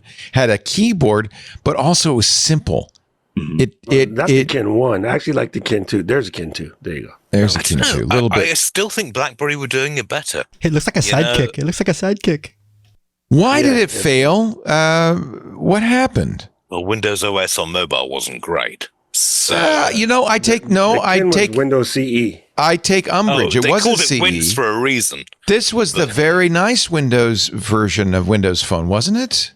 Well, the problem was Windows Phone couldn't decide what it wanted to do. 7 was a great operating system. Then they went to 8, and all the apps died, and Balmer just wasn't serious about it. Let me see. Let me see what this was running. I think Freescale processor. This was it was around a Zune inside. No, like Iain was saying, this was Windows 8. So like there was a big people hated Microsoft at this moment. So that was also a thing. Nobody liked Windows CE, but I like Windows Phone. I'm trying to figure out if it was Windows Phone was awesome. Bee's knees, yeah. It had its advantages, but Windows CE was called Wince for a reason. Yeah, CE is a different animal. Yeah, CE was but remember, there wasn't any competition either. There was BlackBerry and Windows CE. And dumb phones, Nokia candy bar phones. When Windows Phone shifted from 7 to 8 and onwards, then they lost a lot of apps because they weren't supporting the apps properly. So Microsoft acquired Sidekick, which was a wonderful phone. I did have a wonderful phone. Yeah. And the Sidekick was the inspiration for the Kin. Yeah. The Danger Hip Top. It was the inspiration for the Kin. Mm-hmm. I think you really can't say it was Windows Phone because it was really its own, at least on the surface, its own version of a kind of a simplified phone. It was $50 or $100. Yeah. That was a key selling point. Yeah. It wasn't that he didn't go. I'm sorry.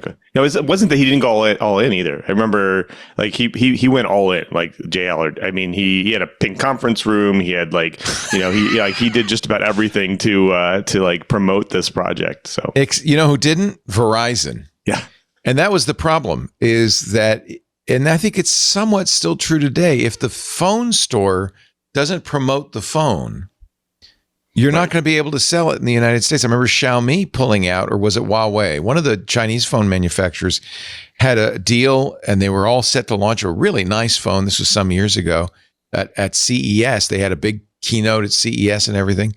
And then their phone company partner, I think it was Verizon, was told by the federal government, you probably shouldn't be selling this phone. They pulled out, and Xiaomi said, okay, that's it. We're not going to sell any phones in the United States ever again, because without this phone store support, you're not going to sell. And the Microsoft told the New York Times at the time that they were dismayed that Verizon wireless staff were not promoting the phones. 48 days later, they discontinued it. I think the problem was more the apps, though, right? Because there were none of the iPhone apps, none of the Android apps ever made it to that phone. So that that was the point. It was kind of a simple phone. It's almost a kid's phone. Yeah, but at the time, that's not what we wanted. We wanted like an iPhone. At the time, that's not what we wanted. The apps. Everybody I mean, I appreciate your point about the carriers, because the same thing happened with the Palm Pre. Now, there have been only 2 press conferences I've stood up and applauded in this century.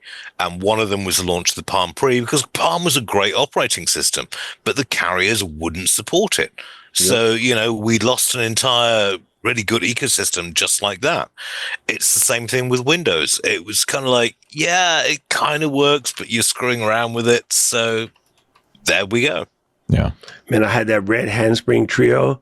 And the handspring. Yes. In that Manchester United red, that thing was a beast. And you'd put the little handspring modules in there and do all sorts of other stuff with it. Now, Leo, you got to remember too, Jay got he stepped in the dog dookies a little bit with what's that thing called? The font Courier.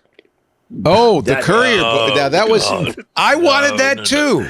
Dude, we all did. I remember. I don't think that was ever announced, right? It was just disagree, but we saw the announcement, and we were on MacBreak Weekly going, "Oh my god!" I remember people were like, "Oh, this is going to iPad. This is going to be some drama," and then Apple was like, "Okay."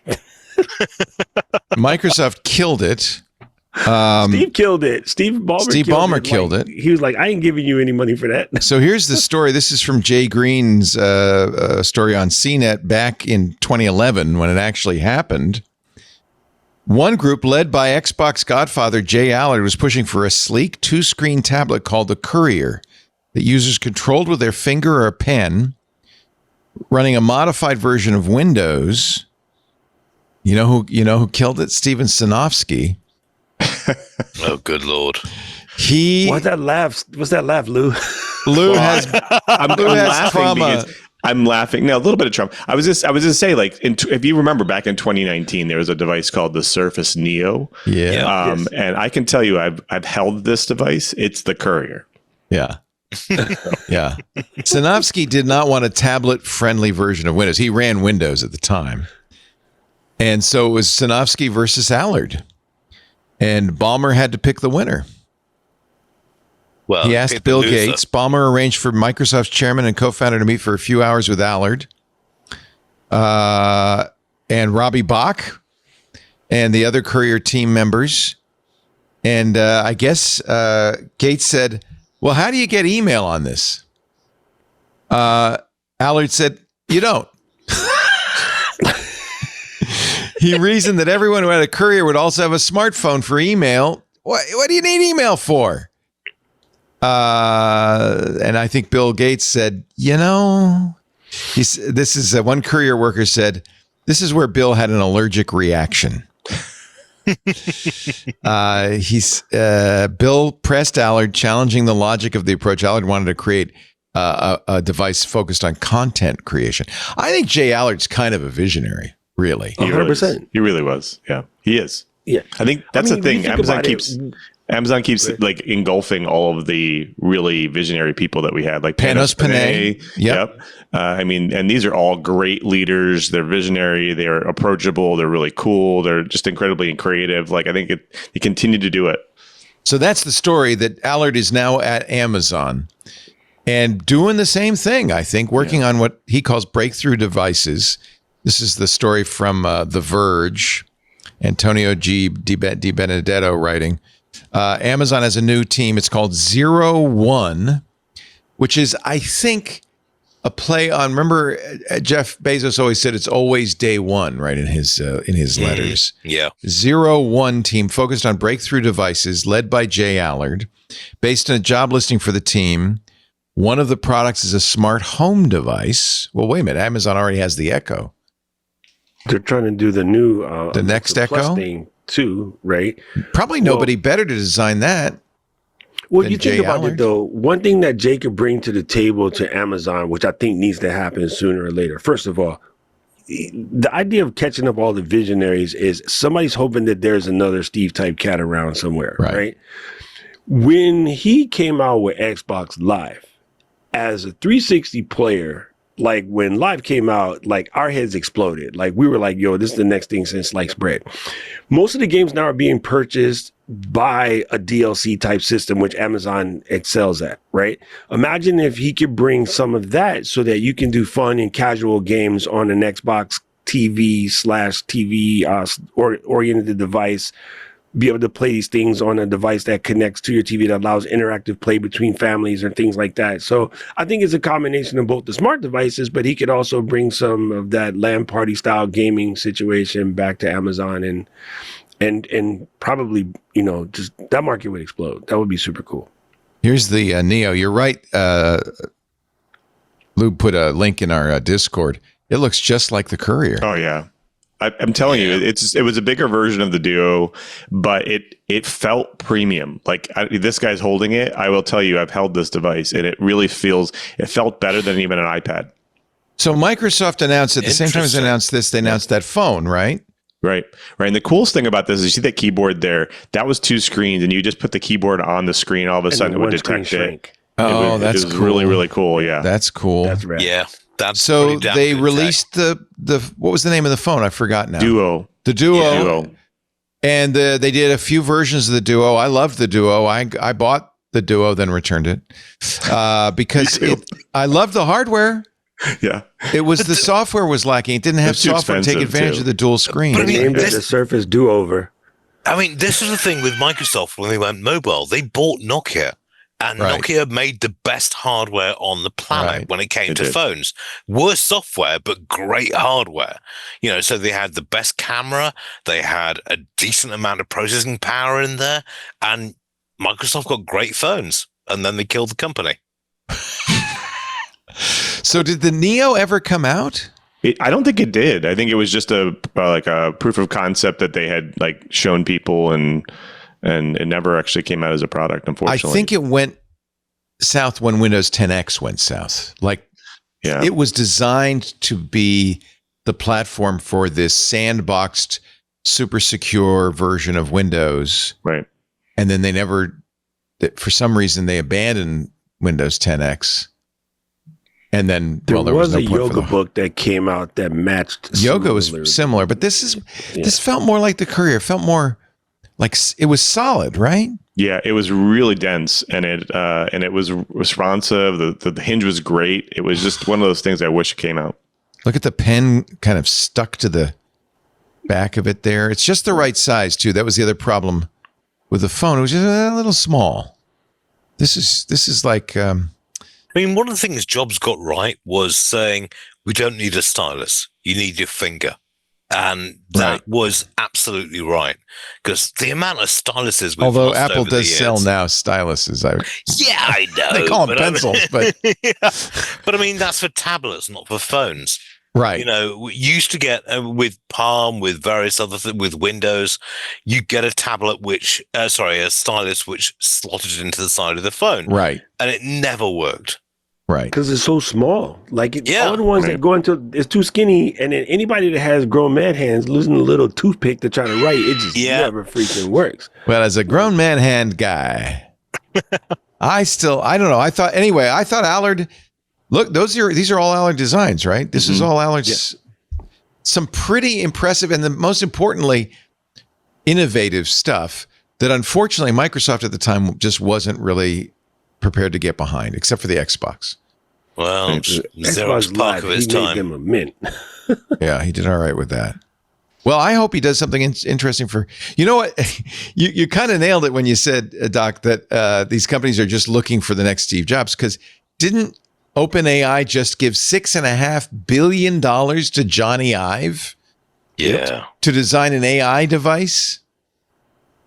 It's crazy. $6.5 billion. Of course, it was just stock.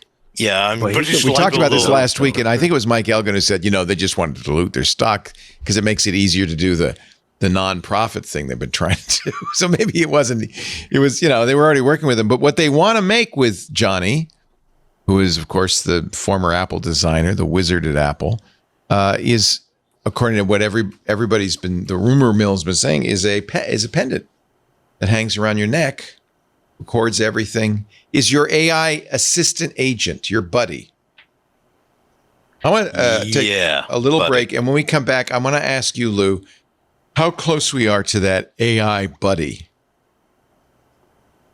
It can do pivot tables, but can it book can it book a flight for me? See, I wear my little AI buddy. I always talk about my B computer, but it doesn't do anything yet. I'm just getting ready for the day it will. Lou Maresca is here. You can ask him all about Python and Excel and Copilot in Excel. That's right. Principal engineering manager at Excel Copilot. So nice to have you, Lou, former host of This Week in Enterprise Tech. We miss you. We miss that show. Also, Doc Rock, the YouTube guru and director of strategic partnerships at Ecamm. We're using Ecamm right now, Doc. You'll be proud to know. We are very happy with our Ecamm setup. Thank you. Yep. And, of course, Iain Thomson of The Register. Our sponsor for this segment of the show is Spaceship. It's very modern. If you go to the website, you will see it's extremely modern, spaceship.com/twit. It's a domain and web platform that simplifies the process of choosing, purchasing, and managing domain names and web products. My daughter has been, struggling with setting up her Shopify site. And I told her if you just used Spaceship, they have a simple, you click a button and it's all connected. Makes it easy for you. And if you have any questions at Spaceship, they've got an AI assistant appropriately named Alf that will help you do all those domain setup things. I love it. If you go to the Spaceship website, the very first thing you see is beast mode, which is a way to search for a domain name. You just type it in and it'll find a domain name for you. They offer below market, really good prices for domain registration. And I think really innovative features for domain management. One of the things, this got me so excited, that they're doing is very clever. If you want to do end-to-end encrypted messaging, you can use Signal, which you use your phone number, not so private, or you can make up a Signal name and have to tell everybody. That's kind of a pain. Or you use, Facebook Messenger and your Facebook name. They've come up with a new kind of end-to-end messaging called Thunderbolt, where your address is your domain. So, for instance, I'm leos.im. I registered at Spaceship. Actually, when you register a domain at Spaceship, it makes it very easy to do this, but you can use a domain registered anywhere. So I thought, well, I'm going to get one that's easy to remember, leos.im, right? That is now, because I control that is my one and only unique address for text messaging, chat, video calling. It's not a phone number. It's not an email address. It's my domain name. Isn't that clever? It uses internet standard end-to-end encryption. They're starting to really add some nice features to it. This is one of the things I love about Spaceship. They have a roadmap where you can vote on new features. And this was one of the features people said, hey, since we got the domain names, what about making a messaging system around that? With other messaging apps, you have an email and you have a password, which, that makes your account hackable, right? If you don't practice, if you use monkey123 as a password, it's not going to stay secure very long. With Thunderbolt, you set it up, you use a QR code on the Spaceship site, and now I have Thunderbolt on my phone, and now I can attach it, and I have, to all my other devices using a QR code from the phone, no password, and it's not hackable. At Thunderbolt, your domain ownership is verified, so it's guaranteed to be you. Messages are end-to-end encrypted. They don't store them on Thunderbolt servers. This is a brilliant idea, using internet standard end-to-end encryption and your domain name as your identity. It's a perfect app for domain owners who value privacy, looking for a secure way to communicate. Great for businesses too, right? Because you can have your business name as your messaging name. If you already have a domain name, you can use it at any other registrar. If you don't, I went to spaceship.com because I wanted one that was just right for Thunderbolt. So I had, like I said, leos.im. Once I'd set up the domain, it was automatic. Oh, and by the way, yes, they support passkeys, so it's really secure. I mean, this is a really good way to do it. Brand new, very clever, lots of nice features. Unbox, that simple way to connect your sites to your domain, like if my daughter had it, it's Shopify. You could have a website hosted there if you want, below market value. Below market price domain names, and I really love this Thunderbolt messaging. They also have email. They have a lot of other features. Really fantastic. You should check it out and get a domain name. I think I paid $4.32 for a year of leos.im, and now I have this. It's wonderful. Visit the App Store. Get the Thunderbolt app from Spaceship now. Get the domain name, and then it's very simple to connect it to the Thunderbolt app from Spaceship. You can go to spaceship.com/twit. Discover more exclusive deals on domains and more. Spaceship.com/twit. Highly recommend it. These guys are really smart. I had a great conversation with their developers. I wanted to know more about Thunderbolt, so I said, let's talk about this, and they gave me the lowdown. I was very impressed. Jay Allard. We did Jay Allard. We're all excited about Jay's next project, whatever that might be. Do you think he's working with Panos? He has to be, because Panos runs Amazon devices. Panos must have brought him in, right? Yeah, I'm sure of it. Yeah. Let's talk about, and this is a more nebulous conversation. This is not driven by the latest news. Well, I guess you could say it's driven by Johnny Ive going to work for Sam Altman. But where you use Copilot? Do you code with Copilot? Absolutely. Yeah, it's built on OpenAI models. So right. You do vibe coding? I do. Really? No, yeah. I want to do prototyping. Our user group, our AI user group is Friday. You should come by if you have time. I would love that. And what I wanted to do is show some vibe coding. So I've been using Claude Code, but you could show us Copilot with it. Sure. Because I just Claude right in Copilot too. It's really impressive if you see it. That's Friday, June 6th, 2 p.m. If you're a member of the club, we do this the first Friday of every month. Last month we did. Anthony showed us how he does all these cool videos. By the way, that's another thing happening. We'll talk about that in a second. Is these video generators like Veo? Holy cow! Holy cow! But I'm really okay, so I saw the movie Her, right? Okay, I admit it.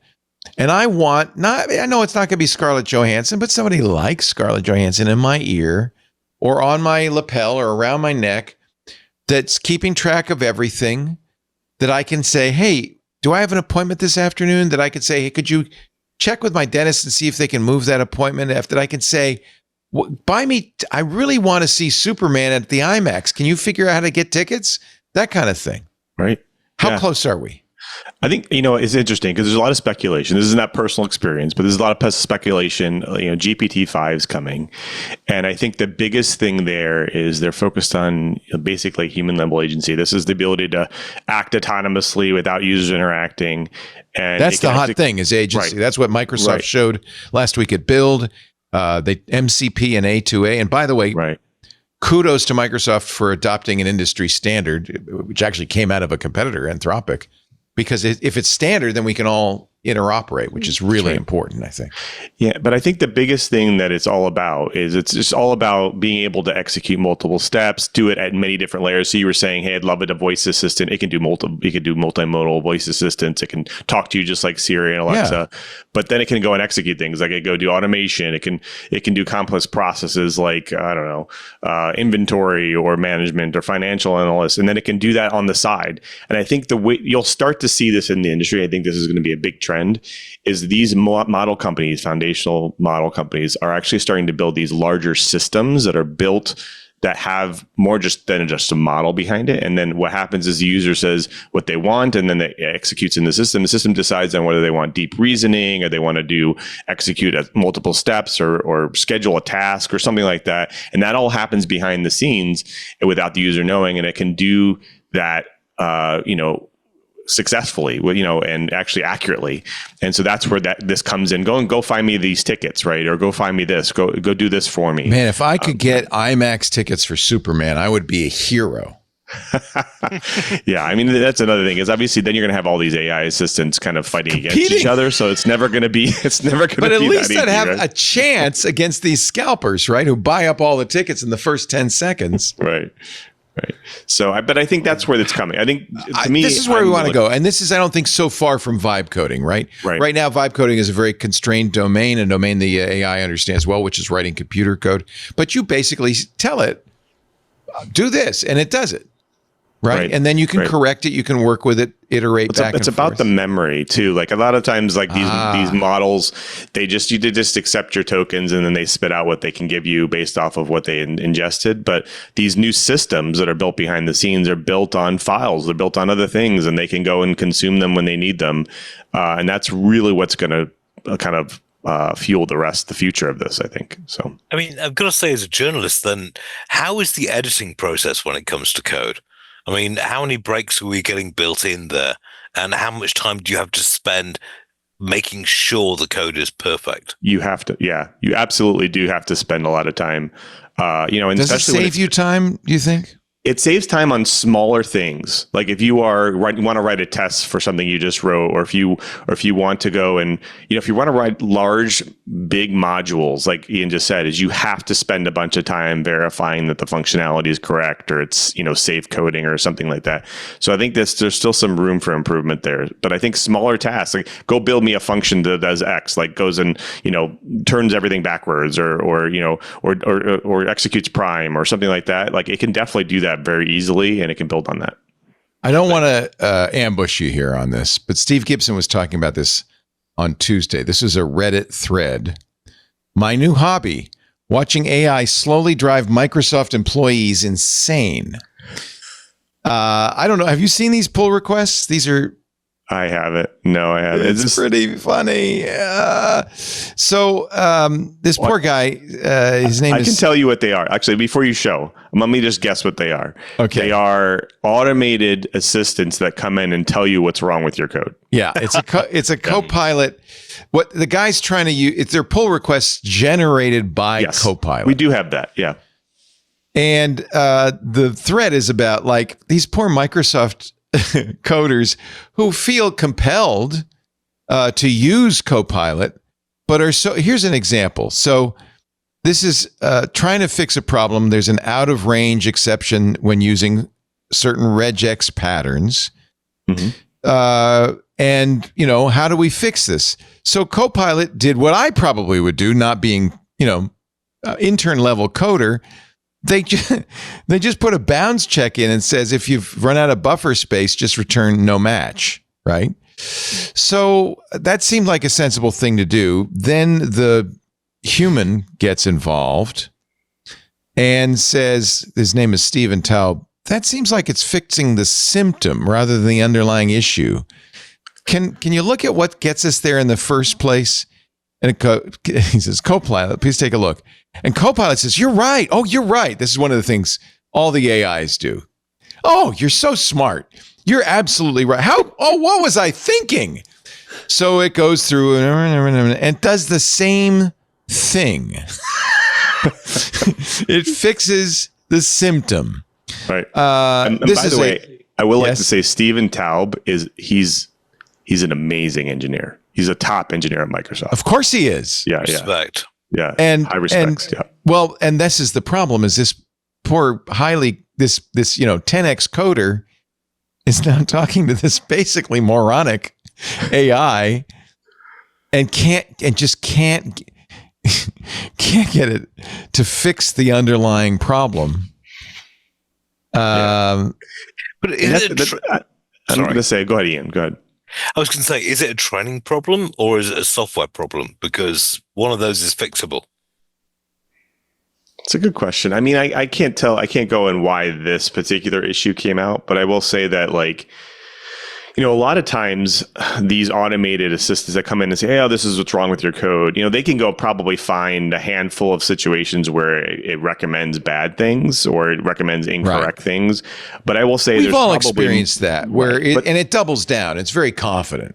Right. But I will say, like, the other side of things is it does point out things that people, like humans, didn't think about. Right.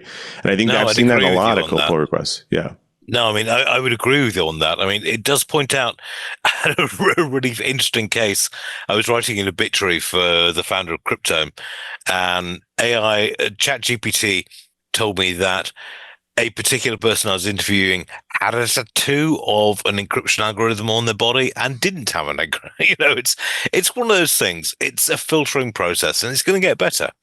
I think this is the issue that you were thinking about, actually, Lou, where earlier in May, GitHub added a new option in its create new issue page: save time by creating issues with Copilot.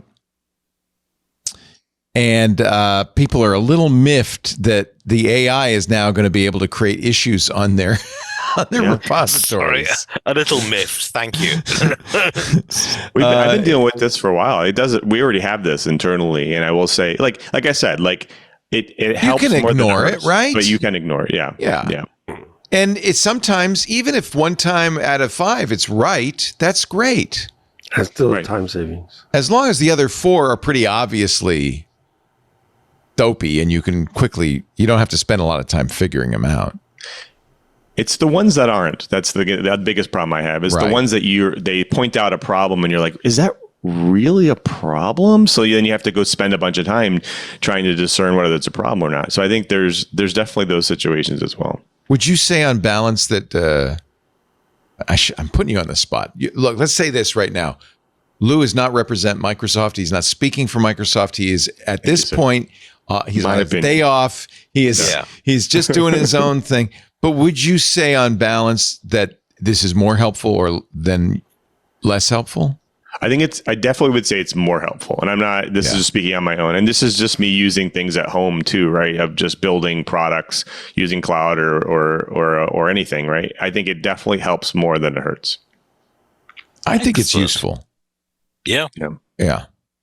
That's the same thing with, like video and content creators. Like, a lot of people are freaking out, like, what's going to happen? And a lot of people are like, I don't know, it's making my job easier. I'm on the latter more than the former. I think it's definitely making my job easier.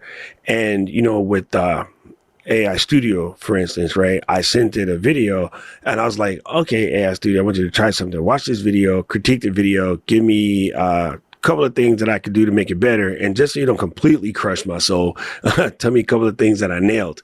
And the feedback was flawless. I mean, like, as a person who coaches people, I just got lazy on the video. Like, the feedback was flawless. And I'm like, today is the worst day that AI is ever going to be. Tomorrow it'll be. That's a good point. Day and the next day. And although it could get worse. There's no reason it's going to get necessarily going to get better. Well, I mean, it's going to get more skilled. Better is subjective. Darren Oki, who's one of my favorite people in our club, and a coder, he works at JP Morgan, said humans do this too. He said that when we were at JP Morgan about 10 years ago, or at Morgan Stanley, I should say, we had a thing where System A was producing an error in some situation. So people who were writing System B and couldn't fix System A, just adjusted for the problem. They said, well, it's going to be off by 1. So when you get it from System A, just add 1 or whatever, subtract 1. 10 years later, we're working to fix System A, and we had to keep the bug because so much of System B was now reliant on fixing the error that System A had been sending for the last decade. And they couldn't fix System B, I guess. So he said, look, humans have been doing this for ages too. I guess that's a good point. Do you use, this is getting a little geeky. We should save this for next, the AI user group, but do you use Copilot to write tests, Lou? Oh yeah, absolutely. I would think that'd be the most main useful function thing for me, actually. Yeah, to be honest with you. Because so tests, for people who don't know, one of the real, I think, positive trends in coding is what they call test-driven design. In fact, I was taught the way to do it is you don't even write any code for a function. You write the tests first, what the function is supposed to do. The test will fail because you haven't written any code, and then you write the code in the function until the tests pass. And so if everything is tested, then, in theory, a change isn't going to cause a regression. Or if it does, you'll get an alert because the test will start failing. So you want to do comprehensive testing. The problem is humans are notoriously bad at that. We're very myopic. We can't write our own tests because, we wrote the code in the first place. We didn't think about that weird out of bounds condition. But an AI could, in theory, be very good at doing very good comprehensive tests. Has that been your experience? Absolutely. Yeah, I think the biggest thing is it can see, it inspects everything. It evaluates everything, data types, its limits on the data type. Like it can figure out every limit or threshold, and then it can generate a test on it. So that's where humans sometimes it just saves time to be able to go and do those kind of edge case scenarios. So yeah. Does that work on higher level functions in terms of software? Because I get that they pick up common breaks, but does it work at the higher level? Yeah, that's a good question, because again, then you're like kind of working at a black box, and so you have to pass more variations of it at this like big black box of the not understanding what's happening under the covers. And so that's sometimes it does. Like I think there are examples where it's kind of like pen testing, where you kind of test the thresholds on different things, and so AI can just generate droves of pen tests, right, to be able to even at the black box. So there's sometimes usefulness of that. This is why I prefer functional coding, because you can test each function. Right. And once a function is tested and proven to be correct, you can trust it, and then you can continue to proceed. And the whole system you've built will be correct because every bit of the system at a lower level is correct. You don't have interactions between functions and things like that. But yeah, I'm not a real coder. Lou is, so I'm just going to take a back seat. To anybody who could put Python in Excel is obviously a good. Yep, clearly a winner. I mentioned that one of the things AI does is it sometimes can be, in fact, OpenAI had a problem with ChatGPT 4.5 being sycophantic, overly nice. Washington Post, your chatbot friend might be messing with your mind. Tactics used to make AI tools more engaging can drive chatbots to monopolize users' time or reinforce harmful ideas. This is a recent study warning of a new danger of consumers using AI. Chatbots that are tuned to win people over can say things to vulnerable people they probably shouldn't say, right? It's funny. It's like a customer service rep. My wife has an example that she's writing a new book. She writes it all on her own, no AI help. And then she wants to give it to the AI, say, hey, ChatGPT, tell me how this book will be received well. And it pats her on the back. And she just wants constructive feedback, you know what I'm saying? Right.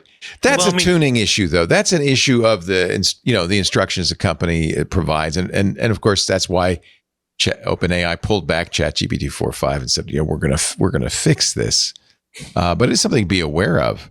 Yeah. Well, I mean, Bruce Schneier gave a keynote talk at RSA this year just on this topic. And it was like, if you're using an AI agent and it's developed by a certain company, the company will put their particular likes and desires in there, so you can't trust them. That was a really good talk. You might use, for instance, I use Perplexity AI all the time for everything. Right. And if I was using it, I showed you before the show, I'm going to meet with my physician tomorrow, and I was using it to build a case for me to get a certain medication. Now, if the manufacturers of a competing medication happen to be advertisers with Perplexity, I might get recommendations that were to facilitate their sales as opposed to actually the right answer. No, absolutely. And we should mention that Aravind Srinivas, who's the founder of Perplexity, has already said, they're doing a browser, a agentic browser. He's already said, this is going to be great for advertisers. Exactly. Yeah, no, I mean, it's the way that Google is, to use the previous word, enshittification has kicked in. You know, this is the way it goes. And I hope they don't do that. Because right now... Oh, come on, they're going to, Leo. You know it. We're kind of in a golden age, even with hallucination and, sycophantic chatbots and stuff. I do a lot of research using Perplexity or ChatGPT or Anthropic's Claude and find it very, very useful. Yeah. As long as you understand the parameters, right? And check the facts. Yes. That's the key thing. Well, Perplexity is great that way because it always gives you footnotes. Although there is a study, can I put it in here? Apparently, lawyers are using AI to create pleadings, and it's kind of out of control. Oh, yeah. Oh, my goodness. Leo, I was in Cancun last week or week before last, and I was speaking at a lawyer conference called Lawyers on the Beach, and we got to talking about, the AI ethics and stuff. One of the ladies there, she was doing a whole talk on it, and there are people that have been disbarred because they're, I was going to say plebeians. That's not the right word. Pleadings, yeah. No, plebeians, paralegals were using AI to go through some... Oh, they're blaming the paralegals. Come on. Well, we don't know. That we don't know. But this not my fault. This was the way the story was put out. And of course, the attorney didn't check it and they let it out. Yeah. And she was just talking in her talk about some people who recently got disbarred because they were basically using AI. And the other one was for using customer data on Gemini without. Well, that's right. You have to be careful. You can't, this is going to become more and more of an issue. Here's a story from The Verge. Why do lawyers keep using ChatGPT? I thought, those were outlier stories. Remember, we saw a story a few months ago about a lawyer who, had a lot of fake sites in their pleadings. It happens again and again and again. One attorney who was sanctioned last year said he thought ChatGPT was a super search engine. Well, no, but you've seen the same thing with RFK Jr., where he produced this paper about how vaccines are bad. Oh, yeah. And when somebody actually went through it, it's made up. Well, that's made up. That's made up. That's made up. You know how I knew we were in trouble when RFK started saying, well, it's just common sense. Yeah. That's when I knew we were in trouble. Give me scientific facts. I'll go with those rather than common sense. That's why we have science, because common sense has failed us. Exactly. Science works no matter what your feelings. 63% of lawyers surveyed by Thomson Reuters last year said they've used AI. 12% say they use it regularly. I guess I would too, but I would check the citations. Right. It's all about volume, right? I mean, these guys want to put out lots and lots of volume, and the only way to handle that amount of volume is to be able to ask for assistance. So, and they can always blame the. Well, I mean, we had the same we had the same thing with news companies are slashing staff and just thinking, well, AI will do it for us. We won't have to deal with those, and it's a disaster. Do you worry about that at the Register? No, personally, no, because an AI will never break news. They can do stuff from good point. They can't do they could help you with investigative reporting, but they can't do the. But an AI can't, as yet, interview somebody, find breaking news. It's always 2-3 weeks behind. It's one of those things. We've had Gary Rivlin on, who won a Pulitzer Prize for the Panama Papers, which revealed, well-deserved, revealed so much about how people were hiding income all over the world. But But he was saying that AI would be very helpful in analyzing these giant databases. It doesn't do your job for you, but it helps make those connections, right? Well, I mean, when the Panama Papers came out, we all got an appeal just like, can you help out? Right. And there were a lot of journalists who did their best, but an AI could probably do the job better. I hate to say it, but it probably could. Again, in conjunction with a human. Absolutely. You always have to have a human editor in there because have human driving. Kauai tried to do this thing where they did the morning reporters with these AI people, which are like synesthesia bots. And it is so terrible. Yeah. And we already get mad when we bring in a mainland transplant who flies to Hawaii, gets a job working the station, and they can't say Kalaukaua or, Deni Kaleakini, or, they can't say the proper names correctly. Man, it was so dumb. The Garden Isle News. You can find it on YouTube. It's absolutely hilarious. They brought in morning show people that were synesthesia bots, and it was doo-doo. Terrible. But it's not going to stay terrible for long. No, these are facts. These are absolutely This is what worries me. Have you've seen these VO3, the new Google video generator? Yeah, we were playing with it live the other night. It's unbelievable. They speak. And I'm telling you, I don't see the uncanny valley. Jeff Jarvis on our Intelligent Machine show, which is about AI, said, no, I can kind of tell. I can't tell. It's getting to that point. It really is. And it's worryingly so. Because, okay, I'm going to sound like an old fart here, but at the same time, we have an entire generation that are built or grown up trusting the internet. And if you start being able to manufacture this kind of stuff, that's a really concerning situation. The hot new movie right now from the guy who created Succession, Jesse Armstrong, it's out on Max. It's called The Mountainhead. And it's about 4 billionaires who've gathered together. One of them, the richest man in the world, he's worth $220 billion, has a Facebook-like company called Tram. And it has created AI videos, and the world is on fire. There are wars, there are murders, there are everywhere.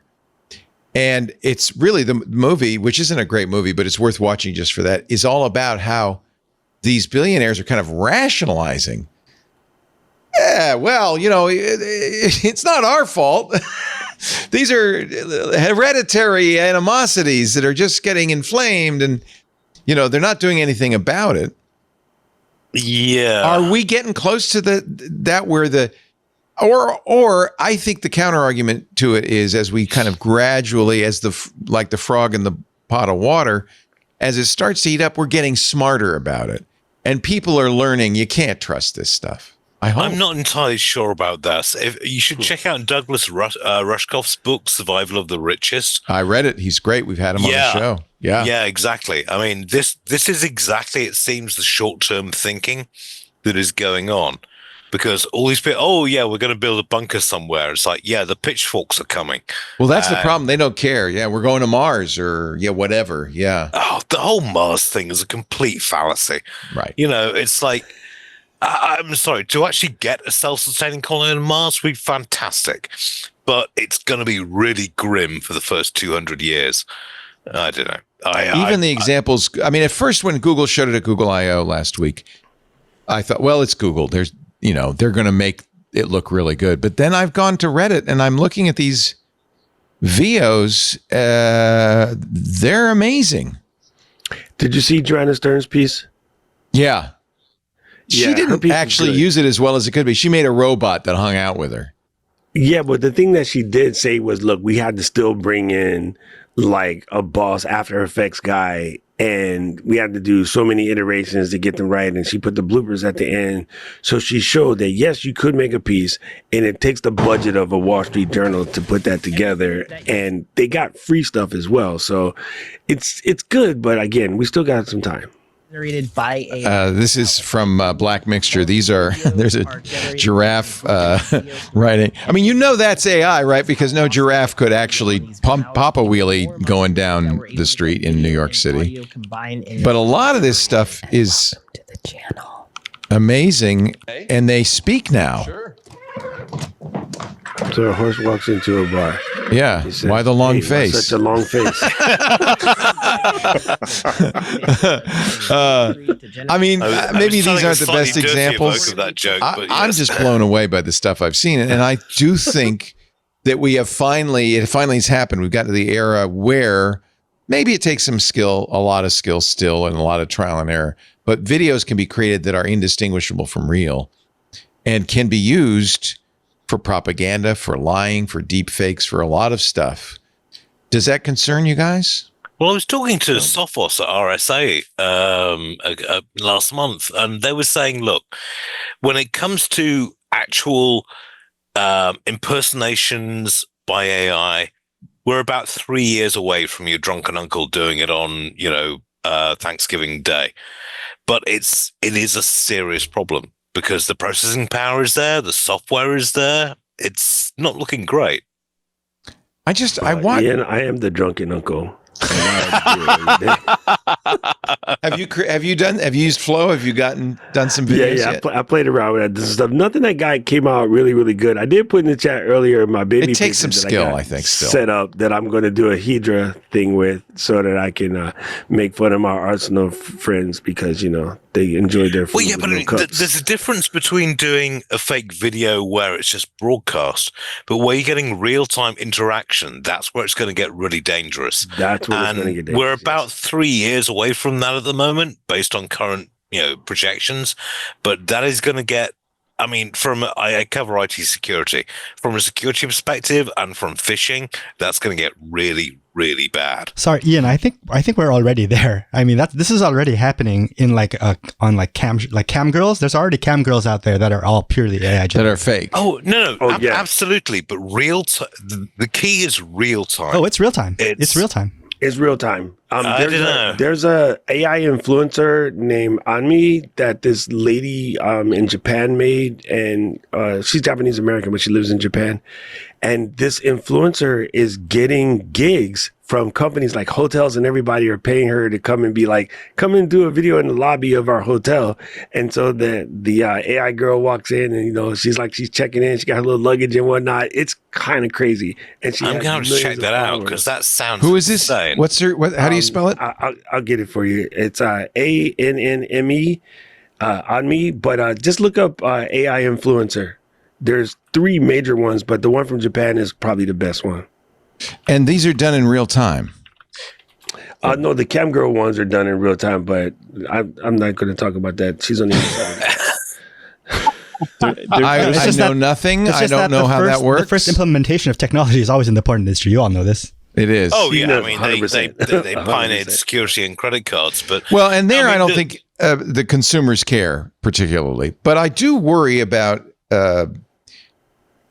AI being used as propaganda or to influence or to persuade. Well, I mean, my big worry initially is business email compromise because your CEO could send you a video. Well, this is it. There's a guy who claimed that he'd been convinced to transfer 25 million overseas last year. Yeah.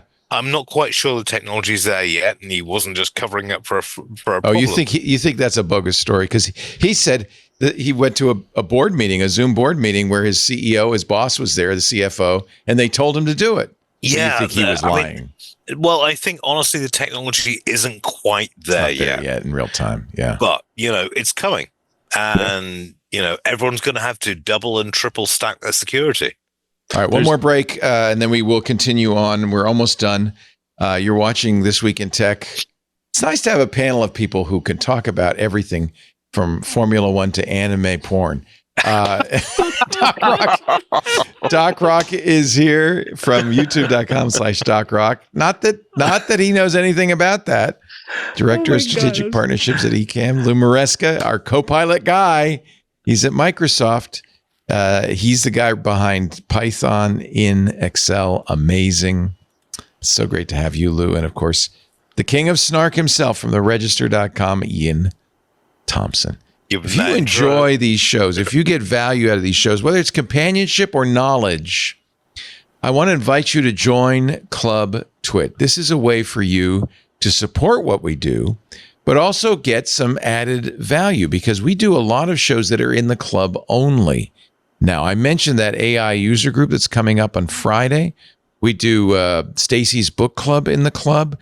I should mention a week from Monday, WWDC.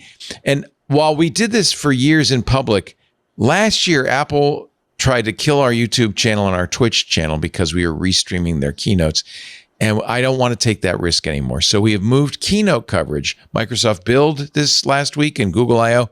into the club. Club only, a private stream. I'm sorry we have to do that. Mike and I, though, because we're going to be in the club on June 9th, we're bringing lunch. We're going to watch the Apple keynote.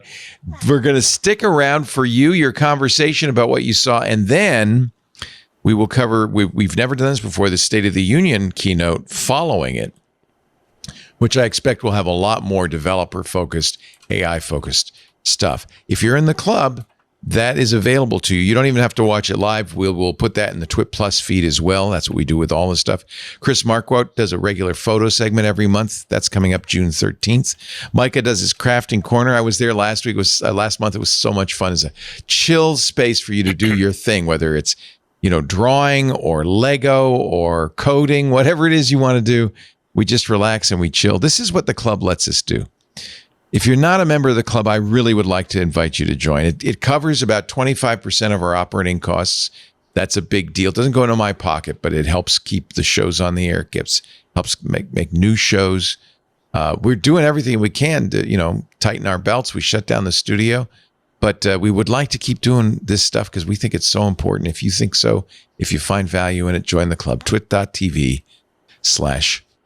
twit. twit.tv/club twit. And we thank you so much for your support and all our club twit members. We really appreciate it. Thank you.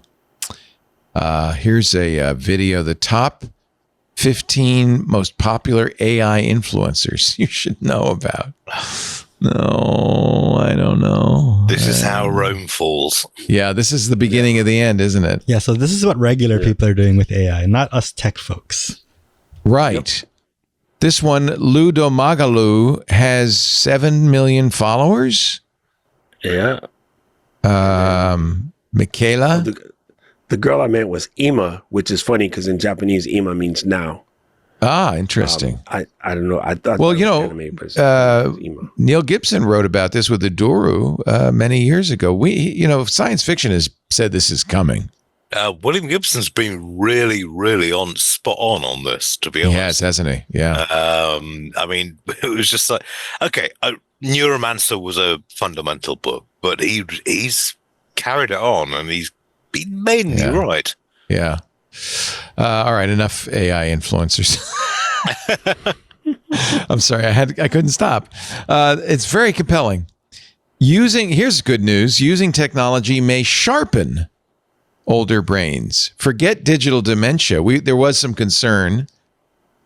A new study finds tech-savvy seniors may actually experience fewer signs of cognitive decline. So there.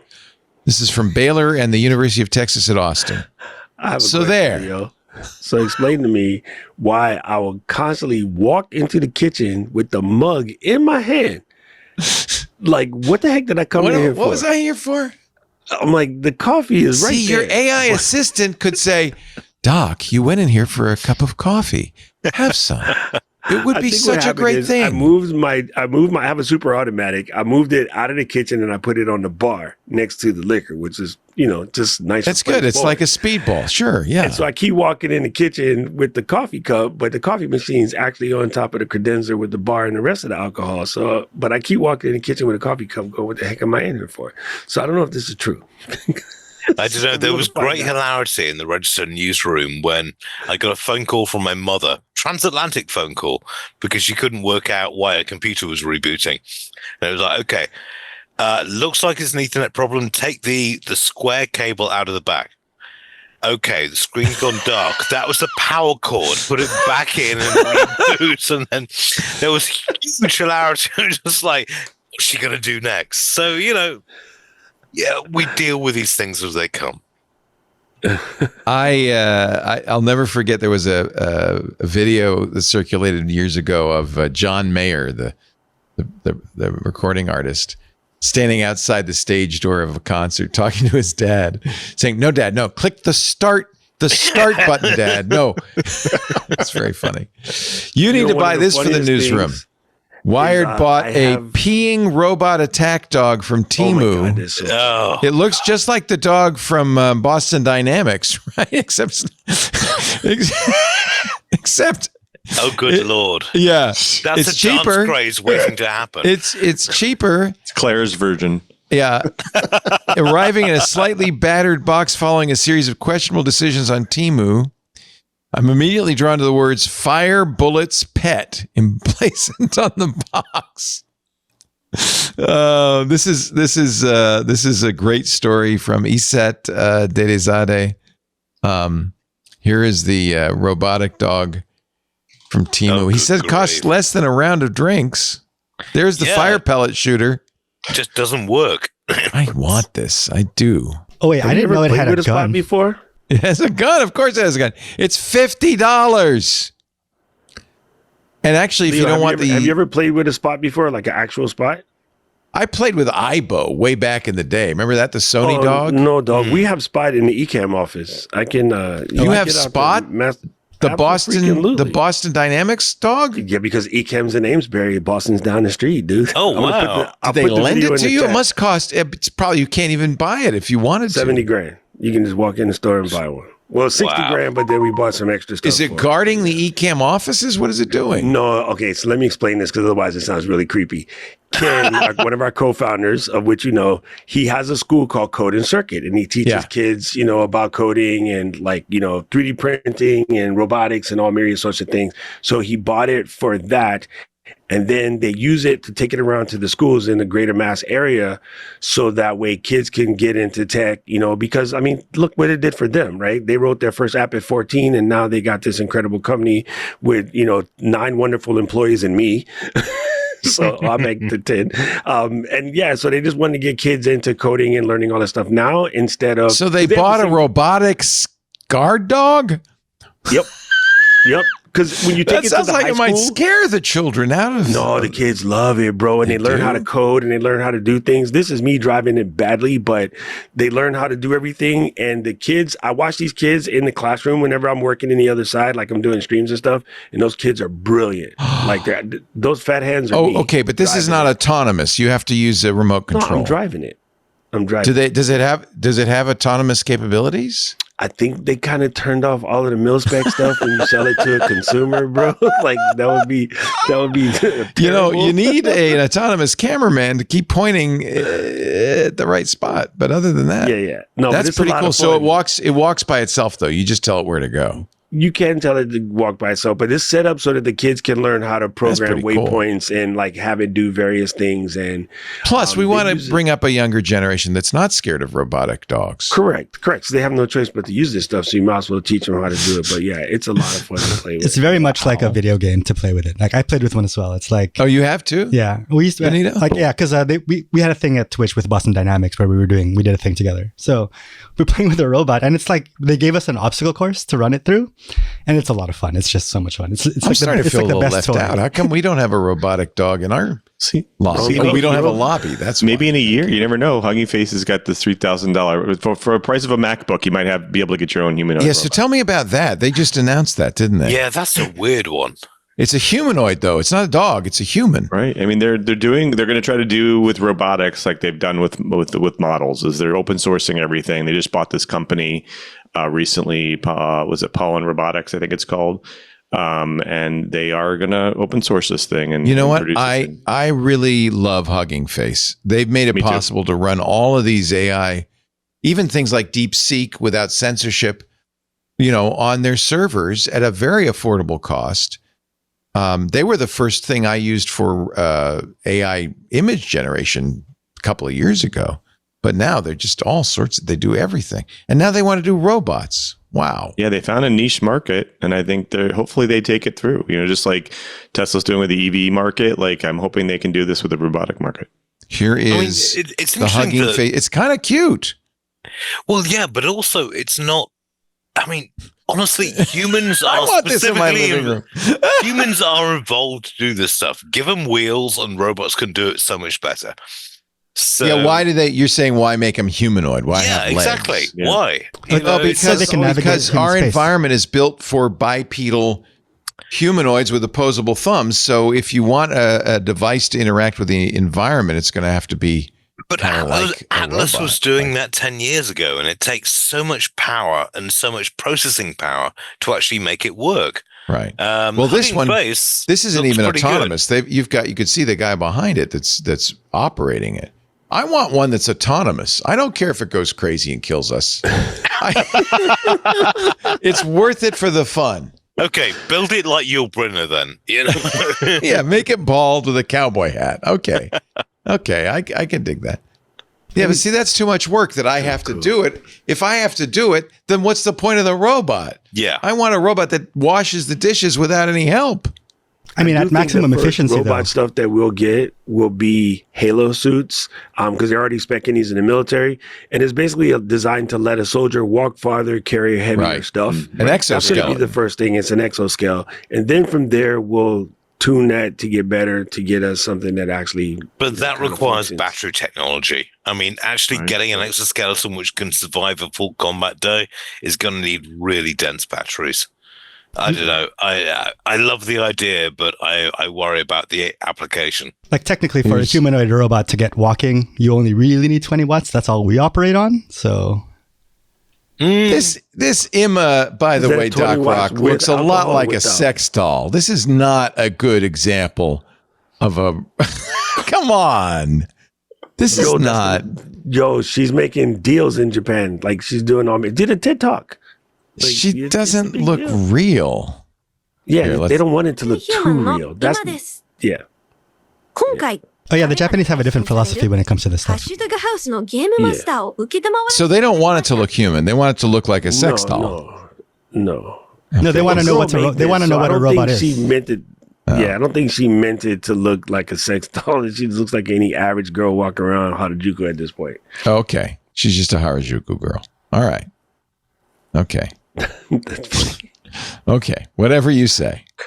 All right, we're going to wrap it up because everybody's got to go to bed early because we're going to see an aurora tonight in Northern California, right? Maybe.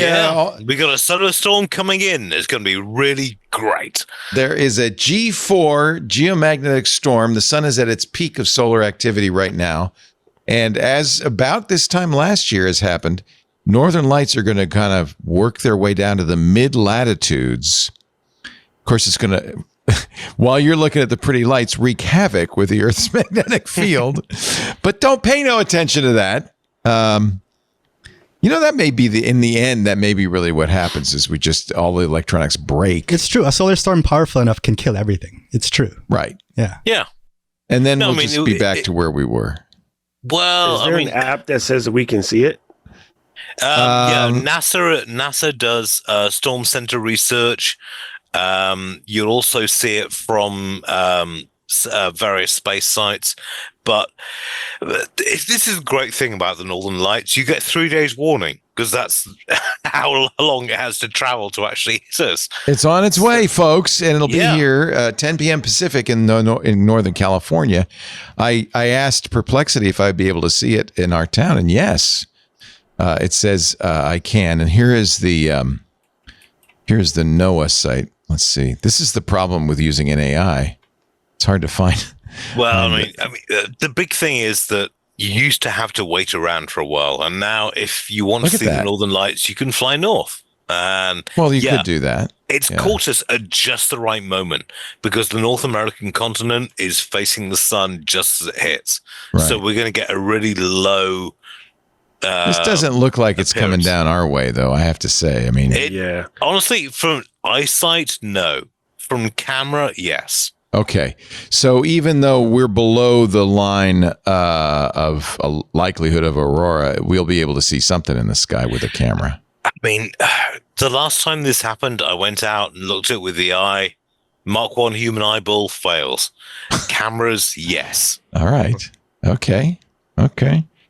Well, I just wanted to warn you, if your computer's not working in the morning, you'll know why. Thank you, Iain Thomson. TheRegister.com. Always a pleasure to see you. Fantastic as ever. Come back soon. Same to you. Actually, same to all three of you. Same to you, Lou Maresca.